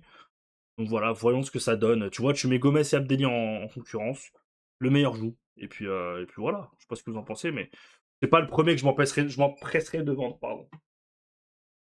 C'est mon moment. Attendez cet instant. Depuis qu'on a commencé à enregistrer, Imad Abdelli, c'est mon cheval de bataille. C'est la colline sur laquelle je mourrai avec plaisir. Je pense que ce mec est ce qu'il faut. C'est la pierre qui manque pour que l'OM aille dans le bon sens. C'est l'atout créativité qu'il nous fallait. Pour moi, dans mon cœur, ce mec n'a plus rien à prouver. c'est un milieu de terrain phénoménal qui a des qualités techniques bien au-dessus de la moyenne, une qualité de passe-part excellente. Je pense vraiment qu'à son poste, on peut faire difficilement mieux. Il est arrivé dans un très mauvais contexte. Il n'a pas eu énormément d'occasions de s'exprimer. J'espère qu'il aura plus de confiance pour cette nouvelle saison et que Genesio surtout pourra le mettre en confiance dans une bonne disposition. Mais si ce mec arrive à s'adapter et à se relancer comme il faut au club, ce sera vraiment le joueur qui va littéralement porter tout l'aspect créatif de l'offense de l'équipe. Vraiment, je meurs pour ce mec. Moi, je pense que j'ai pas grand-chose d'intéressant à ajouter. Je connaissais pas trop avant qu'il vienne d'Angers. On l'a pas trouvé les dernières, donc je pense que c'est pareil, on laisse la saison. Vous avez des bonnes opinions sur lui, donc je vous ferai confiance sur ça. Et Hmm. si jamais Aïe, il pue aïe, la aïe. merde, je viendrai vous voir, les gars. Aïe, aïe, aïe, c'est le premier, je me mouille. Aïe, aïe, aïe, terrible. Je meurs sur cette colline. Vous verrez que j'ai raison. On y croit, Imad. On y croit. Les côtés. On va passer sur les côtés. Avec nos ailiers, du coup. Alors là, vous voyez il y a eu un peu Il de y en a pas mouvement cet beaucoup, hein. été. Il n'y en a pas beaucoup, il y en a 3. Pashao Harit à gauche, Timothy Weah à droite. Alors moi, je vais aller très vite. Je garde les 3. Les 3 ont des choses à prouver, surtout à Minarit. Mm. Et je pense que, évidemment, les 3 en cas d'offre ne seront pas retenus. Ça, c'est déjà sûr et annoncé. Pashao, c'est déjà quasi annoncé que partira pas en dessous de 35 millions. Je pense pas qu'il viendra poser 35 millions. On verra peut-être en fin de mercato les clubs anglais, mais je pense pas pour l'instant.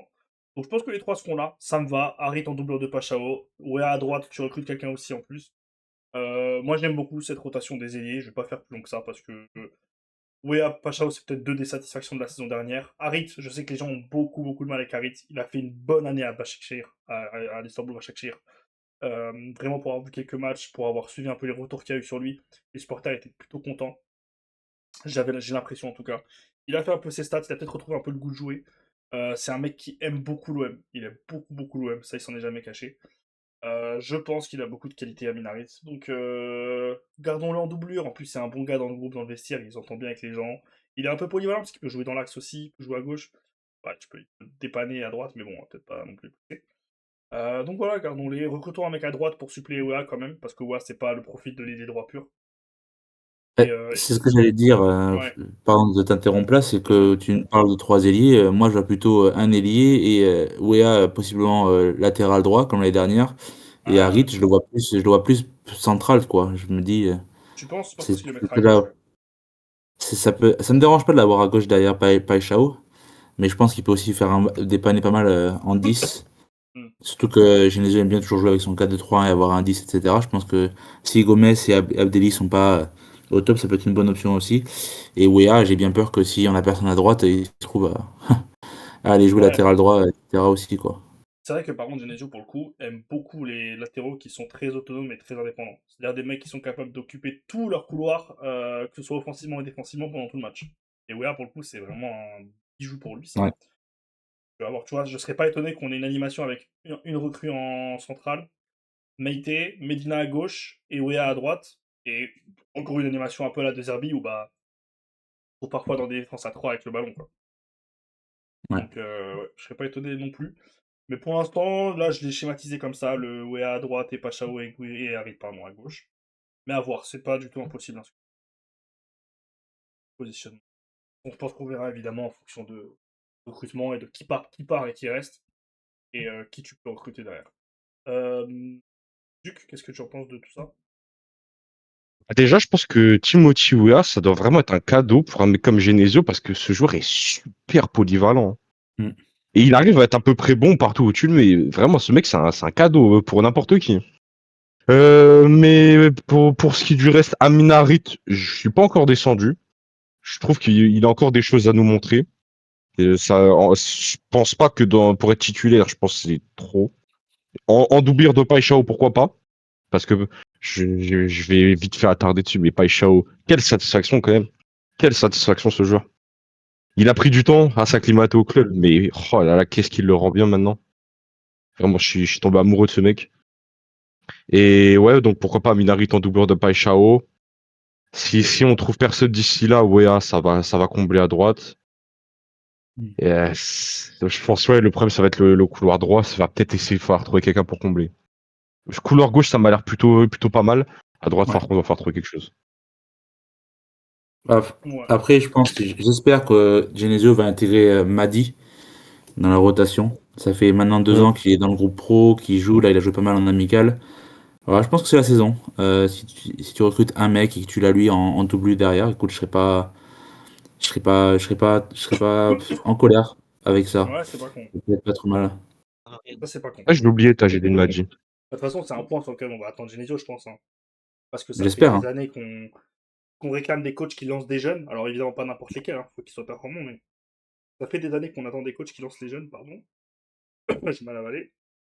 Et Genesio, il a un peu cette répute. Il a été éducateur pendant pas combien d'années à Lyon au centre de formation. Il a lancé beaucoup de jeunes à Lyon, il a lancé beaucoup de jeunes à Lille, à Rennes, j'ai plus de souvenir, mais peut-être. Euh, donc ouais, on va en entendre beaucoup là-dessus, et c'est vrai qu'il y a quand même quelques jeunes qu'on voit un peu dans les groupes depuis quelques temps, on a peut-être un peu hâte. Aussi parce qu'on n'a pas eu grand-chose à se mettre sous la dent, hein, sur les dernières années. On a eu Vaz et Bacola, mais ça a été très court.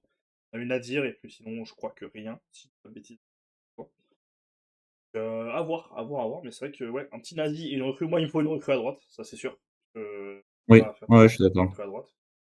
Dans un profil type hein, Greenwood, dans le sens un mec sur son côté droit qui est vraiment, c'est son poste quoi, d'être un ailier.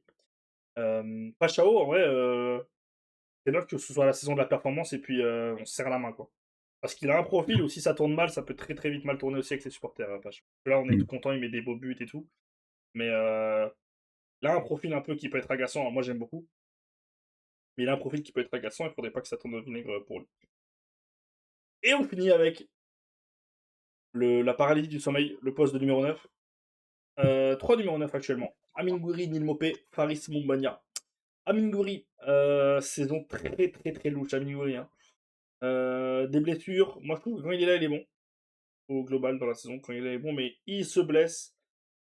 Il y a l'imbroglio autour de la canne avec l'Algérie, qu'il ne fait pas pour se reconcentrer au club parce qu'il n'est pas prêt, je sais pas quoi. Et puis au final, il revient un peu tôt. Et on se demande, nous, en tant que supporter algérien, bah, qu'est-ce qu'il fait. Il fait quand même une bonne saison, je trouve, au global, mais sa saison est très très très bizarre à Mingou. Parce que quand il Mm. vient vraiment enchaîner, bah, c'est là où le club explose. Donc, bah, je sais pas trop. Moi, ma take, c'est qu'il part. Alors, ma take, c'est pas une take de fou, hein. Mais je pense qu'à Mingouri, ça va s'en aller. Parce que, bah, vous voyez, hein, 28 millions à valeur marchande de transfert market. Je pense qu'il a une belle cote et que ça va pas tarder à toquer d'ici quelques semaines. Dommage qu'il ait pas fait une grosse Coupe du Monde parce que ça aurait pu nous conforter dans le fait que soit on aurait un bon neuf pour l'année prochaine, soit on aurait une belle vente assurée. Mais je pense qu'à Mingouri, ça va s'en aller personnellement. Et que bah c'est dommage, en même temps pas dommage. Il aura fait 1 an et demi, il aura apporté quelque chose quand même. Mais je pense qu'il y avait encore moyen d'aller chercher plus. Et il serait temps pour lui, et même pour nous en tant que supporters algériens, honnêtement, qu'ils se mettent à enchaîner les saisons à être excellents. Mais genre, tout ce qui est pas de débat là-dessus, quoi. Donc à voir. On verra. S'il reste, je serai pas mécontent. Moi, j'ai juste un peu de doute sur le fait qu'il soit autosuffisant en neuf, tout seul, parce qu'il n'y aurait pas besoin d'un mec à côté de lui. Mais en tout cas, voilà. Que j'entends, je sais pas. Et c'est quand même cruel pour lui. Je parle de sa saison un peu bizarre, comme tu disais. C'est une des rares éclaircies qu'on a pu voir dans le club au moment où tout est parti en vrille. Il a réussi à revenir à un niveau très convaincant sur la fin de saison. C'était un des rares mecs qui arrivait encore à faire quelque chose avec le ballon, qui pouvait se débloquer des situations. Ça a toujours été un joueur très créatif. Et je pense qu'il nous a rendu énormément service en fin de saison. S'il y a possibilité de le garder, je le garde avec grand plaisir. C'est, comme je l'ai dit, vraiment, ce mec, c'est le seul début d'éclaircie qu'on a eu au club. Et merci pour tout ce qu'il peut faire. Si malheureusement ça doit s'arrêter là, j'en garderai que des bons souvenirs. Il a rendu un fier service à un poste qui à la base n'est pas le sien. Faut rappeler quand même qu'Amil Douiri est un ailier de formation de base. Il a réussi à s'épanouir dans ce poste de numéro 9, que ce soit en club et même en sélection, où il arrive quand même à faire de belles choses avant sa blessure tragique dans un match de merde. Mais vu ce qu'il y a à côté, si je suis le club, je vais tout pour le garder.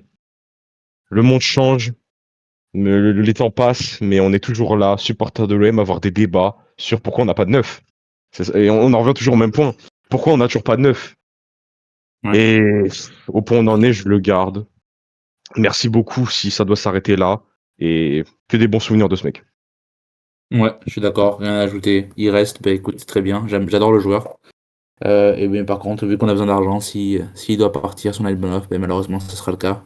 Fin de l'histoire, le problème c'est que j'ai très peur de qui va du coup être numéro 9 à sa place, parce que je vais pas vous mentir, me taper une saison avec Neil Mopé et Faris Mumbagna.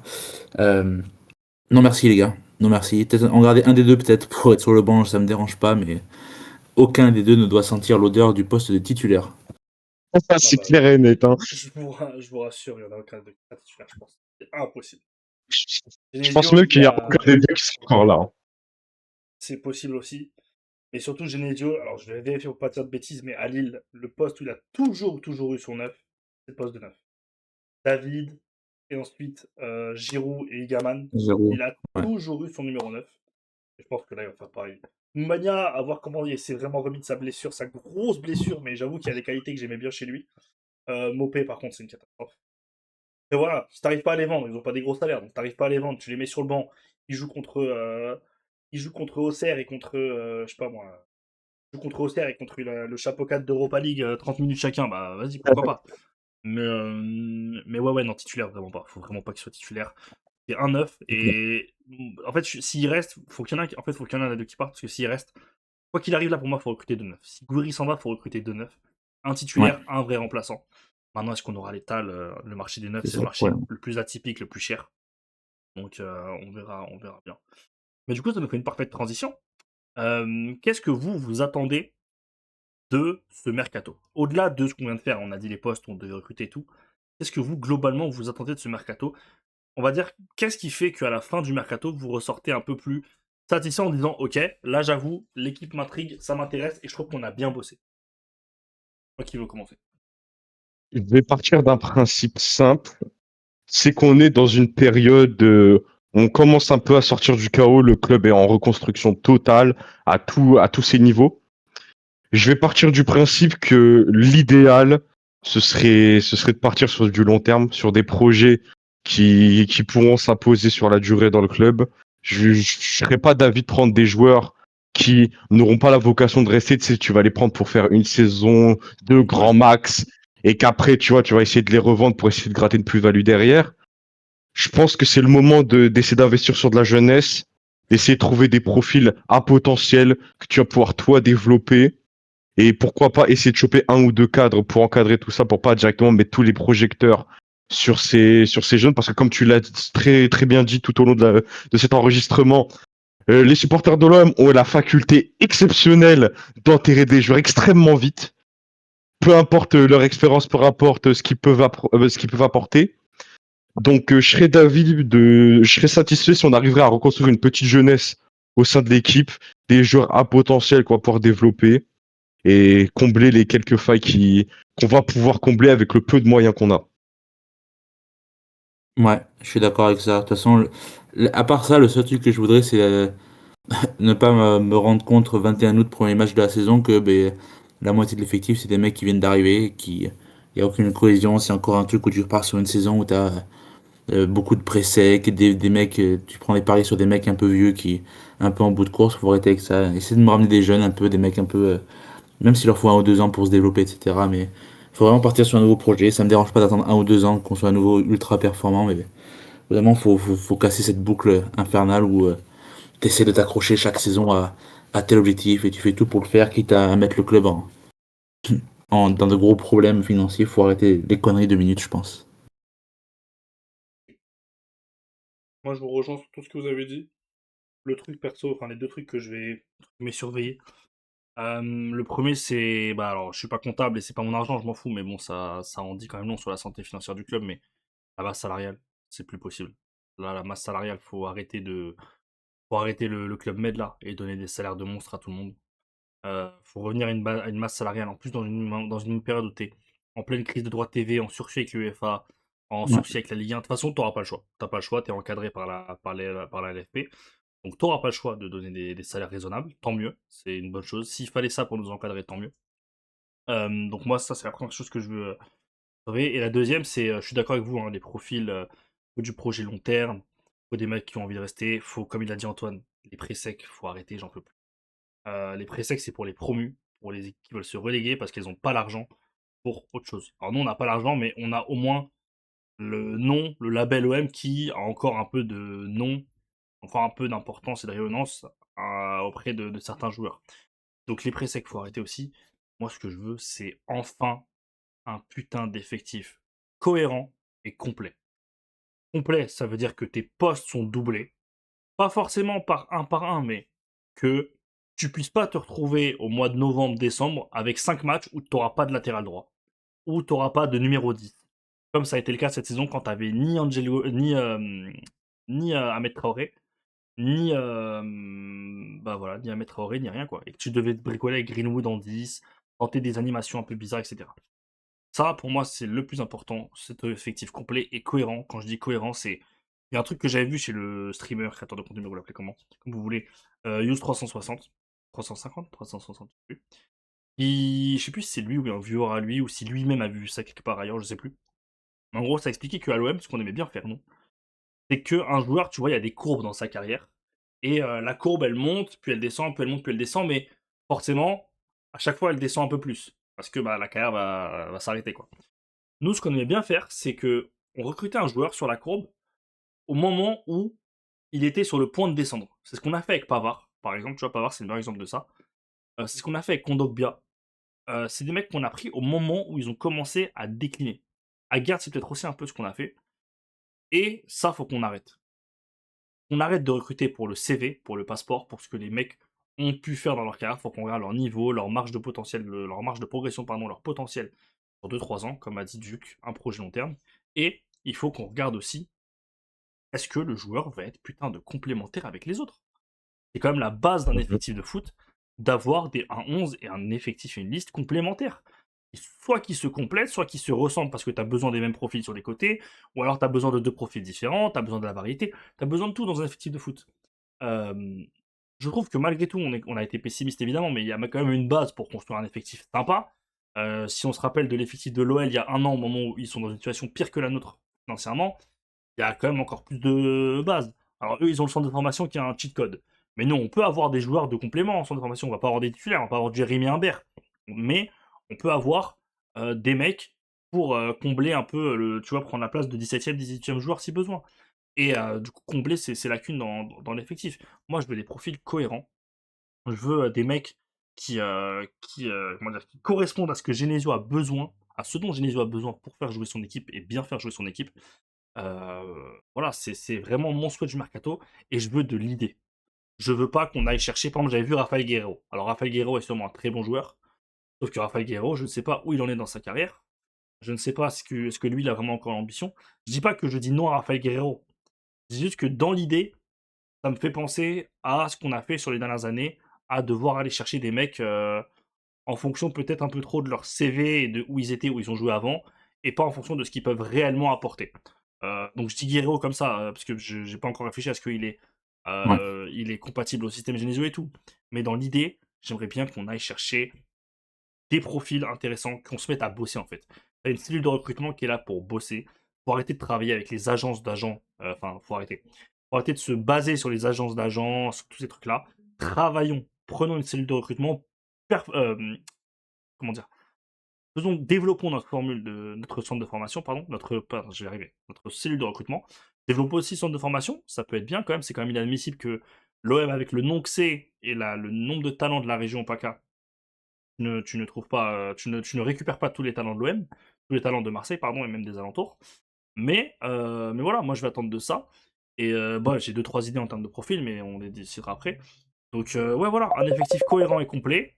Et voilà. Voilà, je sais pas ce que vous en pensez. Il y a un truc dans lequel j'aimerais revenir sur tout cet ensemble de futurs projets de l'OM. C'est que déjà, dans un premier temps, je suis très très content du choix d'avoir pris Bruno Genesio. Parce que dans ce genre de contexte, avec ce qu'on est en train de dessiner depuis tout à l'heure, je pense que dans le championnat de France, tu peux faire difficilement mieux.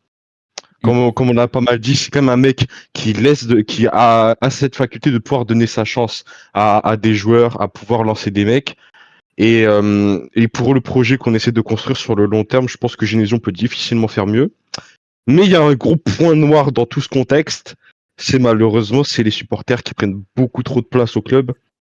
Et le problème, c'est que l'ego du supporter marseillais n'arrivera jamais à accepter le fait que tu n'es plus un grand club, que tu es un club en reconstruction, que tu es un club qui essaye de se recréer un avenir, de redevenir compétitif. Et le problème, c'est que ça, les gens ne veulent pas l'accepter. Il faut être performant tout de suite, il faut aller chercher des titres, il faut aller, faut être champion de France de Ligue 1 tous les ans. Tu vois, le problème, c'est que les gens ont du mal à faire le deuil de l'OM avec lequel on a pu grandir, de l'OM sur l'histoire de l'OM qui nous a fait tomber amoureux de ce club.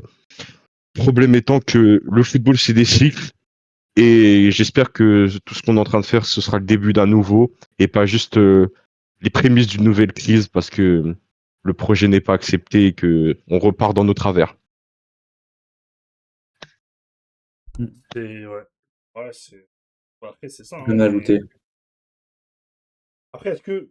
Moi, la question que je me pose toujours, c'est est-ce qu'on surcote pas un peu la pression des supporters et est-ce qu'on sous-estime pas peut-être l'environnement juste dans le club, tu vois, qui est néfaste, tu vois? Peut-être plus ça, plus que les supporters et la pression des supporters. Il n'y a Est-ce pas qu'il y a des deux? trop d'intérêt, trop de gens qui parasitent, qui circuitent. Là, moi, c'est peut-être le truc où je m'y connais un peu le moins dans le foot. Tu sais, je vois beaucoup de. Ouais, Benatia, il y a beaucoup de ces gars qui sont restés, qui parasitent, qui font chier un peu dans le club et tout. Là, moi, je m'y connais pas, je sais pas quelle valeur et quelle importance y accorder. Mais si c'est réel, bah, forcément, ça va bloquer, ça va donner des points bloquants, tu vois. De ce que je comprenais, même au centre de formation, il y avait un mec qui était un peu relou à chaque fois, qui venait jouer un peu les intermédiaires à chaque fois et tout. Ça aussi, ça aide pas au développement du club, c'est dommage, parce qu'il y a. Bah, il y a la matière, tout simplement. Malheureusement. Après, sur ça, je compte sur la nouvelle présidence pour faire le ménage, s'il y a besoin de faire le ménage au club. Ça, c'est des trucs sur lesquels on n'a pas vraiment de vision globale. Mm. On peut débattre sur ce que le projet qu'on aimerait bien voir, ce qui pourrait être le mieux pour l'avenir du club, mais ce qui se passe en interne, c'est le genre de truc sur lequel on n'a pas de visibilité, sur lequel on peut rien faire basiquement. Mais ouais, encore une fois, je compte sur la nouvelle présidence pour tourner le club dans le bon sens et qu'on puisse enfin venir avec un projet concret qui va permettre de redévelopper le club. Ouais, je suis d'accord. Bah écoutez, pour finir, on va faire un truc un peu plus détente. Alors de base, on s'est dit on fait des règles de 30 à 45 minutes, vous l'avez vu, on aime bien parler, donc ça fait déjà 1h20. On va finir sur un truc un peu plus détente. On va proposer nos pistes. Voilà, tout simplement.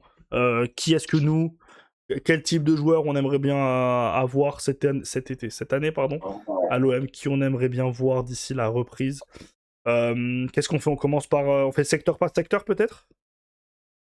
J'allais donner un nom que j'ai envie de voir et qui rentre bien dans ma thématique. Un jeune anglais que j'ai vu au stade l'année dernière, à Mario Cosier de Bury, qui joue à Brighton. Donc forcément c'est du bon nom, qui était en prêt l'année dernière à Bolton et qui a aidé Bolton à remonter en Championship. Je l'ai vu en playoff contre Bradford City. Et tu voyais, bon, c'était de la troisième division anglaise, hein, on va pas se mentir, mais tu voyais que le mec était quand même 3 niveaux au-dessus de tout le monde.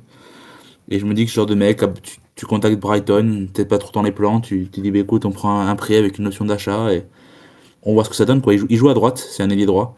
Donc tu te dis, ça peut être une piste intéressante, un jeune que tu peux laisser 1 ou 2 ans, voir ce que ça donne. C'est mon nom, voilà. Il fallait un nom anglais dans ma liste, et c'est mon nom.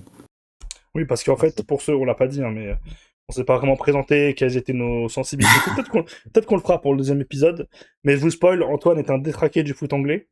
Voilà, si vous voulez connaître des noms un peu en D6, D7, là, en Vanarama conférence pour les joueurs de FM, vous demandez à Antoine, il vous le dira. Mais c'est vrai qu'on se présentera peut-être sur Ouais. la deuxième émission. Ok, c'est le seul nom que tu as proposé en termes d'idées ou t'en as d'autres? C'est vraiment s'il faut que je donne un nom, quoi. Après, il y avait des pistes que j'aimais bien, là. J'ai vu la piste Loriente. Bon, c'est un peu cher, mais un mec comme Loriente à l'OM, ça me dérangerait pas du tout. Et Nakamura aussi. Mais bon, Nakamura, quand tu vois que Reims demande 25 millions, je pense que Ouais, faut savoir aller se faire voir à un moment donné. bien ça. Dis bien ça. Ok. C'est qu'il y a fait bête, hein. Hein? Non, mais je disais sur Reims, là, sur la rumeur qu'on a vue sur Keito Nakamura, faut vraiment aller voir ailleurs, hein, Mais sérieusement. ça, je pense que. Quelle douille! Non, mais ça, en vrai, je pense qu'on se sert juste de l'OM pour faire monter un peu les enchères. En vrai, je pense pas que. Ah, Il y a un il y a projet. clairement moyen. Parce que Ouais, c'est terrible, hein. non, on mettra, il y a jamais un moment où on met 25 millions sur un joueur cet été. Mm. Duc, toi, tes idées, profils, je sais pas si t'en as 2-3 à préparer. Préparer 2-3, pardon. Oui, oui, oui, oui. Eh bah, Alors déjà, dans un premier temps, il y a un joueur sur lequel j'avais de l'espoir quand il est venu poser ses valises dans notre championnat de France sous la houlette de Monsieur Bruno Genesio. Malheureusement, je n'ai pas pu trouver qu'est-ce qui s'est passé, pourquoi ça n'a pas marché. Mais je sais qu'il a quasiment pas joué du côté de Lille, c'est Marius Brohl. Marius Brohl, qu'est-ce que c'est? C'est un jeune ailier droit, issu de la formation de Rosenborg, un jeune Norvégien, qui a un peu ce profil Greenwood, comme on disait tout à l'heure. Ce genre d'ailier rapide, technique, capable de percuter, d'aider un peu à la création. Il a signé à Lille, il me semble que c'était il me semble que c'est l'été dernier, et il a quasiment pas joué sous Genesio. C'était pas des preuves de blessure de ce que j'ai pu voir. Je sais pas qu'est-ce qui aurait pu être le lien, mais c'est un joueur, un profil qui me paraît dans la lignée de ce qu'on essaye de créer. Et il connaît Genesio. Après, est-ce que c'est un problème entre Genesio et le joueur, ou est-ce que juste c'était un mauvais moment et que ça n'a pas marché? Mais c'est un profil que j'avais beaucoup apprécié quand je l'ai découvert quand il jouait en Norvège. Et je pense que c'est un coup à tenter, sachant que ça va en marchand être au fond du trou vu qu'il joue pas. ok. J'aime bien, moi j'aime bien jouer à Rosenborg aussi. Après, dans un registre un peu différent, un poste où on a besoin d'aide, c'est sur les latéraux. Ça, par contre, je pense pas que ça va se faire. C'est plus un fantasme, entre guillemets. J'aurais tenté Bradley Loco. Bradley Loco, latéral gauche de Brest. C'est un joueur qui rentre dans cette lignée qu'on aime bien à Marseille. Ces latéraux qui peuvent apporter offensivement, qui sont des bons centreurs.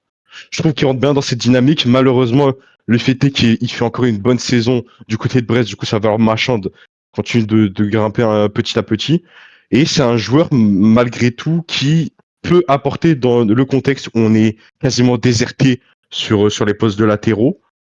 J'aurais aimé qu'on puisse tenter le coup, mais je crois que ça va devenir compliqué parce que je crois que sa valeur marchande commence bien à monter. Bradley le coup, ça va revenir cher, hein. Ça va revenir Ouais, très très cher, je pense, honnêtement. ah, ils sont Ah gourmands bon. à Brest, hein. Surtout, ouais, mais je crois que ça fait quelques années quand même qu'il est courtisé quand même un peu partout. Je crois Oui, qu'il y a le PSG Mm. qui s'était penché sur le dossier il y a un an de ça. oui, bah, Je, c'est je, sûr. je trouve ça d'ailleurs très curieux qu'il ait pas fini par partir. Mais ouais, là, je trouve vraiment que sa valeur marchande, là, il a commencé à craquer à fond. Ok. Et je crois que j'ai fait à peu près le tour des premières idées que j'ai eues. Parce que le problème, c'est que je voulais chercher un neuf à la base aussi, mais c'est tellement dur le marché des numéros 9. C'est Ouais, le tellement marché dur de de neuf, trouver c'est. un mec à bas prix qui pourrait apporter une certaine satisfaction. C'est dur de fou. Bah, faut regarder peut-être dans les championnats mineurs, tu vois. Je pense que c'est Ouais. que. Et quand je dis C'est mineur, ça. c'est plus exotique, mais je dirais, hein. Il faudra que j'aille un peu dégriser mes books de championnats sud-américains ou des petits championnats européens. Faudra que j'aille refaire quelques mises à jour. Et bah, écoutez, moi j'ai pas mal de noms à suggérer. Allez. Parce que. Alors, c'est peut-être pas des mecs tous très connus, hein, honnêtement, je vais pas mentir. Mais je pense que si on en a quelques-uns de cette, comment dire, de ce calibre, ça peut être pas mal. Je vais commencer par les noms que j'avais qui eux ont déjà conclu un transfert et où je suis dégoûté. Moi j'avais deux noms, un central et un central là, slash latéral et un neuf. Moi j'avais Bamba Dieng en neuf, libre, Mm. connaît le club. Quand il était chez nous, ça avait bien fonctionné. C'est typiquement le genre de profil qui va complètement exploser sous Genesio. Donc dommage. En plus, il va signer dans un promu en Turquie. Alors, je pense que le salaire va être gros, mais pas vraiment le truc dommage, quoi. Le gros truc dommage. C'est clair. Dommage aussi de pas s'être penché sur le dossier Aruna Sanganté, qui part du Havre à Séville, libre. Défenseur du Havre que j'ai beaucoup aimé, moi, sur les matchs que j'ai pu voir de lui au Havre. Alors, je vais pas mentir, j'en ai pas vu 100 000, mais j'en ai beaucoup, j'ai beaucoup aimé à chaque fois. Fort physiquement, pas un peintre, pardon, balle au pied, belle couverture, bon sur le duel, etc. Bon jeu aérien et tout. Donc dommage. Il y a aussi un truc, alors ça c'est pas le regret du siècle. Moi je m'étais dit en doublure, en plus j'avais compris qu'il partirait pour pas très cher. D'Alban Lafont, Je me suis dit, voilà, tu veux faire jouer la concurrence, Alban Lafont, il est parti pour 1 million là en Turquie. Ouais, Est-ce que t'aurais pas pu tenter ce coup-là? Voilà, encore un peu dommage. Donc ça, c'est pour les 3 recrues qui ont déjà une destination. Je vais partir par, du coup, secteur. Pour la défense. En latéral droit, j'ai pensé à Crépin Diatta parce qu'il est libre. Et je me suis ouais. dit, est-ce qu'il va crouler sous les offres Crépin Diatta? C'est un peu ça que j'ai du mal à mesurer. Est-ce que Crépin Diatta va crouler sous les offres? Parce qu'il est bon avec le Sénégal, il a été replacé en latéral droit. Avec Monaco, il a fait de très bonne saison. Il a un peu, peut-être, ça fait un peu doublure avec Wea. Mais voilà, ça te fait 2 profils dans ce truc-là. Et vu notre budget, un joueur libre comme ça, si t'arrives à négocier un bon salaire avec son expérience et les performances qu'il fait depuis quelques saisons, c'est pas interdit d'y penser, je pense. Même si Défense centrale. comme tu l'as dit, il va Ouais. peut-être avoir quelques offres, vu que c'est un Ouais. profil qui s'est redéveloppé justement et qui a un regain d'importance entre guillemets dans sa carrière. Il y a un monde où il va recevoir pas mal d'offres et que ça va être compliqué de concurrencer ce qu'il va pouvoir recevoir. Bah, c'est ce que je me suis dit. C'est ce que je me suis dit, mais si on peut, je le tente. Si on peut, je le tente. Si on peut pas, bah écoute, c'est comme ça, j'ai envie de te dire. J'avais aussi une autre idée, c'était Cresswell, mais je m'attendais pas à ce qu'il parte pour 25 millions à Rennes, honnêtement.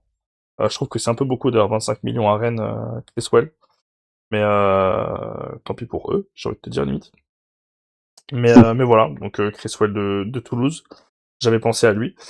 Du coup, il est parti. Moi, j'avais en centrale Ibrahima Bamba. Alors, je sais pas si vous connaissez. Moi, alors lui, ça fait longtemps que je l'ai pas vu jouer, je vais pas mentir. Il a 23 ans, 24 ans, je sais plus.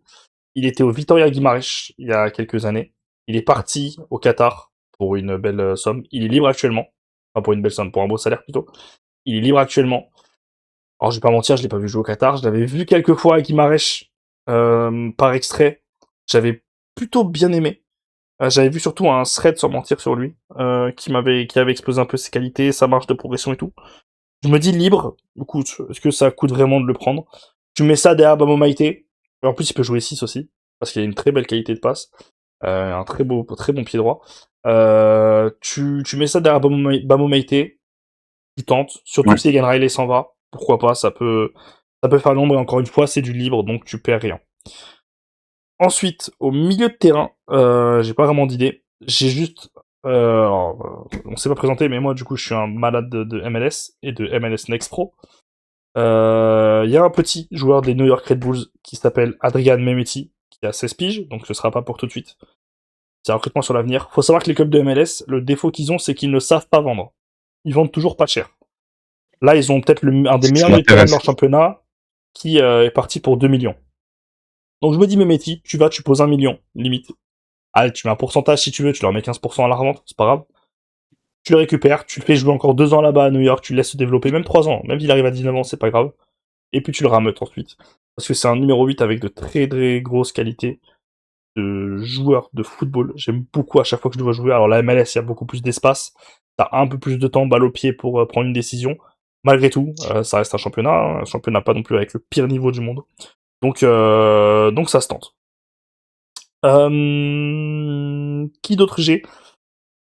Bah, je vais rester en MLS du coup. Même club, Julian Hall, numéro 9. Alors lui, pour le coup, numéro 9, mobile, plutôt grand, à l'aise de la tête, belle finition. Il a 18 ans aussi. 16 ans, non 17 ans. 17 ans, pardon. Il a 17 ans. Tu le laisses faire sa saison MLS là, tu le récupères en janvier. Tu lui fais faire à la deuxième partie de saison pour qu'il soit prêt pour la saison d'après. Encore une fois, projet long terme. Des joueurs qui peuvent plaire à Genesio, je pense que ça peut plaire à Genesio. Maintenant, bon après. Si on n'a pas parlé de Grégory Lorenzi, qui est du coup le nouveau DS, mais bah encore une fois, je conseille la vidéo 358 qui a fait une très belle vidéo là-dessus de présentation. C'est pas le genre à aller faire ce genre de piste. Lui, c'est plus un mec qui travaille avec ses agents, ses relais, etc. Donc tout ce qu'on a dit qu'on voulait pas, mais lui, ça a marché à Brest en tout cas. Est-ce qu'à Marseille ça marchera ou est-ce qu'à Marseille il va devoir peut-être avoir plus un peu d'idées? Mais en tout cas, c'est pas trop son style, mais moi je serais allé sur ce Julian Hall parce que je pense que c'est un profil qui peut être complètement complémentaire avec Genesio. Et sinon en numéro 9, qui est dans le cercle France, bah Ben Tayeb en fait, qui était à 3, qui était trop fort juste en fait, qui a fait une saison de fou furieux avec 3. crois qu'il a fini champion de Ligue 2. 18 buts en 38 matchs de Ligue 2. Peut-être que ce sera un peu cher, mais c'est le poste de numéro 9. On va dire que si tu dois mettre un peu plus d'argent sur un poste qu'à d'autres, en fonction des départs, évidemment, si Gouiri s'en va, bah c'est le numéro 9, évidemment, c'est pas autre chose. Ben Taïeb, voilà. Par contre, évidemment, encore une fois, va falloir lui laisser du temps. Parce que, bah, tu ne demandes pas à un mec de venir prendre le flambeau du 9 comme ça. Il y a aussi la rumeur El Bilal Touré, on en a parlé vite fait avant ensemble. Moi, je sais pas ce que vous en pensez, El Bilal Touré, j'aime beaucoup. Ça me dérange pas du tout. Ouais. Tu sais, c'est un mec que j'aimais beaucoup à Reims. Et il fait partie de ces mecs, j'ai jamais compris comment les clubs de Ligue 1 pouvaient les laisser partir, tu vois. Il me fait un peu penser au profil des Ben Yedder, des Boulaïdia, et tous ces mecs qui ont quitté la Ligue 1, Bakambu aussi quand il s'en va la première fois. Tous ces mecs-là, tu vois, en Allemagne, en Espagne, les mecs comme ça, ils les gardent dans leur championnat. Ils tournent entre les clubs, mais ils restent dans leur championnat. Nous, j'ai jamais compris pourquoi en France, on n'arrivait pas à garder ces mecs-là. Enfin, si j'ai compris les salaires, sûrement. Mais voilà. El Bilal Touré me fait penser à ces mecs-là. El Bilal Touré, le gros problème, c'est évidemment les blessures sur les dernières années. Et il a enchaîné beaucoup de clubs. Bergame, Stuttgart, Besiktas. Mais j'aime beaucoup l'idée. Franchement, j'aime beaucoup l'idée, donc à voir pourquoi pas. Et les deux profils autres que j'avais, c'était Giovanni Vercini, de Pau à droite. Mais ça, c'était quand on pensait que Greenwood resterait, donc je cherchais juste une doublure.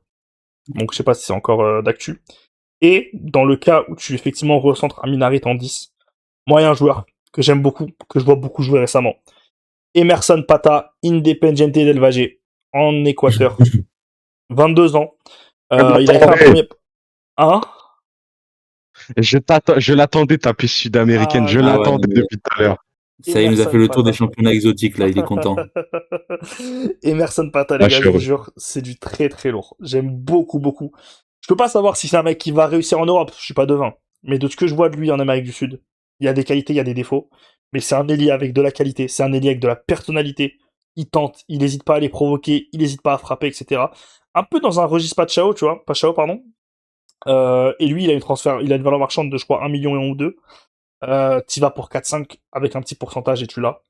Là, en plus, il est en feu, je crois. Il a beaucoup marqué sur les dernières semaines. Bah, tentons. C'est une idée. Tentons. On n'a pas d'argent. Bah, tentons des paris comme ça à 4 millions. Au pire, le mec, tu le revendras 3 millions à un club sud-américain qui sera réintéressé, quoi. Et t'auras pas forcément perdu beaucoup d'argent. Donc, tentons. Il peut jouer à gauche. Enfin, il joue à gauche. Il peut peut-être dépanner à droite. Donc, allons-y sur ce genre de profil. Voilà, je pense qu'en expliquant comme ça, vous avez peut-être compris ce que j'attendais du mercato de l'OM. C'est de l'idée. Ouais. Aller chercher des profils qu'on n'a pas l'habitude de voir et qui font qu'on va peut-être avoir des surprises. Maintenant, la vérité, je pense qu'on va s'appuyer sur le réseau de Lorenzi, qui sera en Ligue 1, en Ligue 2, peut-être dans les championnats un peu autour, et là où il a pu... Regardons un peu où il a recruté à Brest, et on comprendra comment il recrutera à l'OM peut-être. Peut-être que ça marchera, moi je souhaite que ça de toute façon. Mais voilà. En tout cas, je suis très très très très curieux de voir comment on va remodeler cet effectif. Très curieux et inquiet aussi. Donc voilà. C'est toujours. Bah écoutez, j'ai l'impression qu'on a fait le tour. Je sais pas si j'ai oublié un truc, dites-moi, j'ai oublié peut-être un truc. Je pense qu'on est pas mal, là, quand même. Ouais, on est pas mal, 1h40 pour la première. Pour les 4 personnes qui vont écouter ça, ça fait plaisir en tout cas. Mais bon courage à vous. Mais Super. Force à eux. Hein. force à vous en tout cas. Mais ouais, non, Ouais. bah on a été plutôt complet, voilà, on a fait le retour, on a fait un petit peu la review d'effectifs de l'OM sur cette année, ce qu'on attendait du mercato, nos petites pistes, etc. C'était peut-être l'épisode qui sera le plus long. Prochain épisode, ce sera évidemment la présentation de Bruno Genesio avec Germain, supporter du LOSC, qui sera avec nous pour nous parler de Genesio, de la Pépence, de notre Guardiola français à nous, ses méthodes de travail, comment il fonctionne, comment il gère les joueurs, comment il gère les saisons, comment il joue, comment il fait jouer son équipe, comment il gère ses relations avec le président, etc. Est-ce que c'est un pompier pyromane lui aussi? Est-ce qu'on va avoir un nouveau pompier pyromane au club? On verra. En attendant, évidemment, si vous avez aimé ce podcast, n'hésitez pas à vous abonner. Abonnez-vous. Là, ça va être ça le début pour nous. Hein. On part vraiment de zéro. On fait ça pour le kiff. On tente une saison et puis on verra. Mais on part de zéro. Et puis voilà, abonnez-vous, likez, partagez. Donnez-nous votre avis en commentaire sur ce que vous pensez de cet effectif de l'OM, de nos pistes mercato. Qu'est-ce que vous attendez du mercato? Quelle piste vous avez? Quel joueur vous aimeriez bien voir sur le mercato? Il ne me reste plus du coup qu'à remercier mes deux acolytes Antoine et Duc d'avoir fait cette émission avec moi aujourd'hui. Et puis, Merci. je t'en prie. Et puis voilà, vous souhaitez un bon début de semaine. On est mardi ou mercredi normalement quand vous entendez cet épisode. Mm. Mardi, mercredi, donc voilà. Bon, j'espère que vous avez passé un bon début de semaine. Bonne fin de semaine à vous. Et on se retrouve très très vite pour l'épisode 2, la présentation de Bruno Genesio. C'était le Focast. Bonne soirée à tous. Ciao.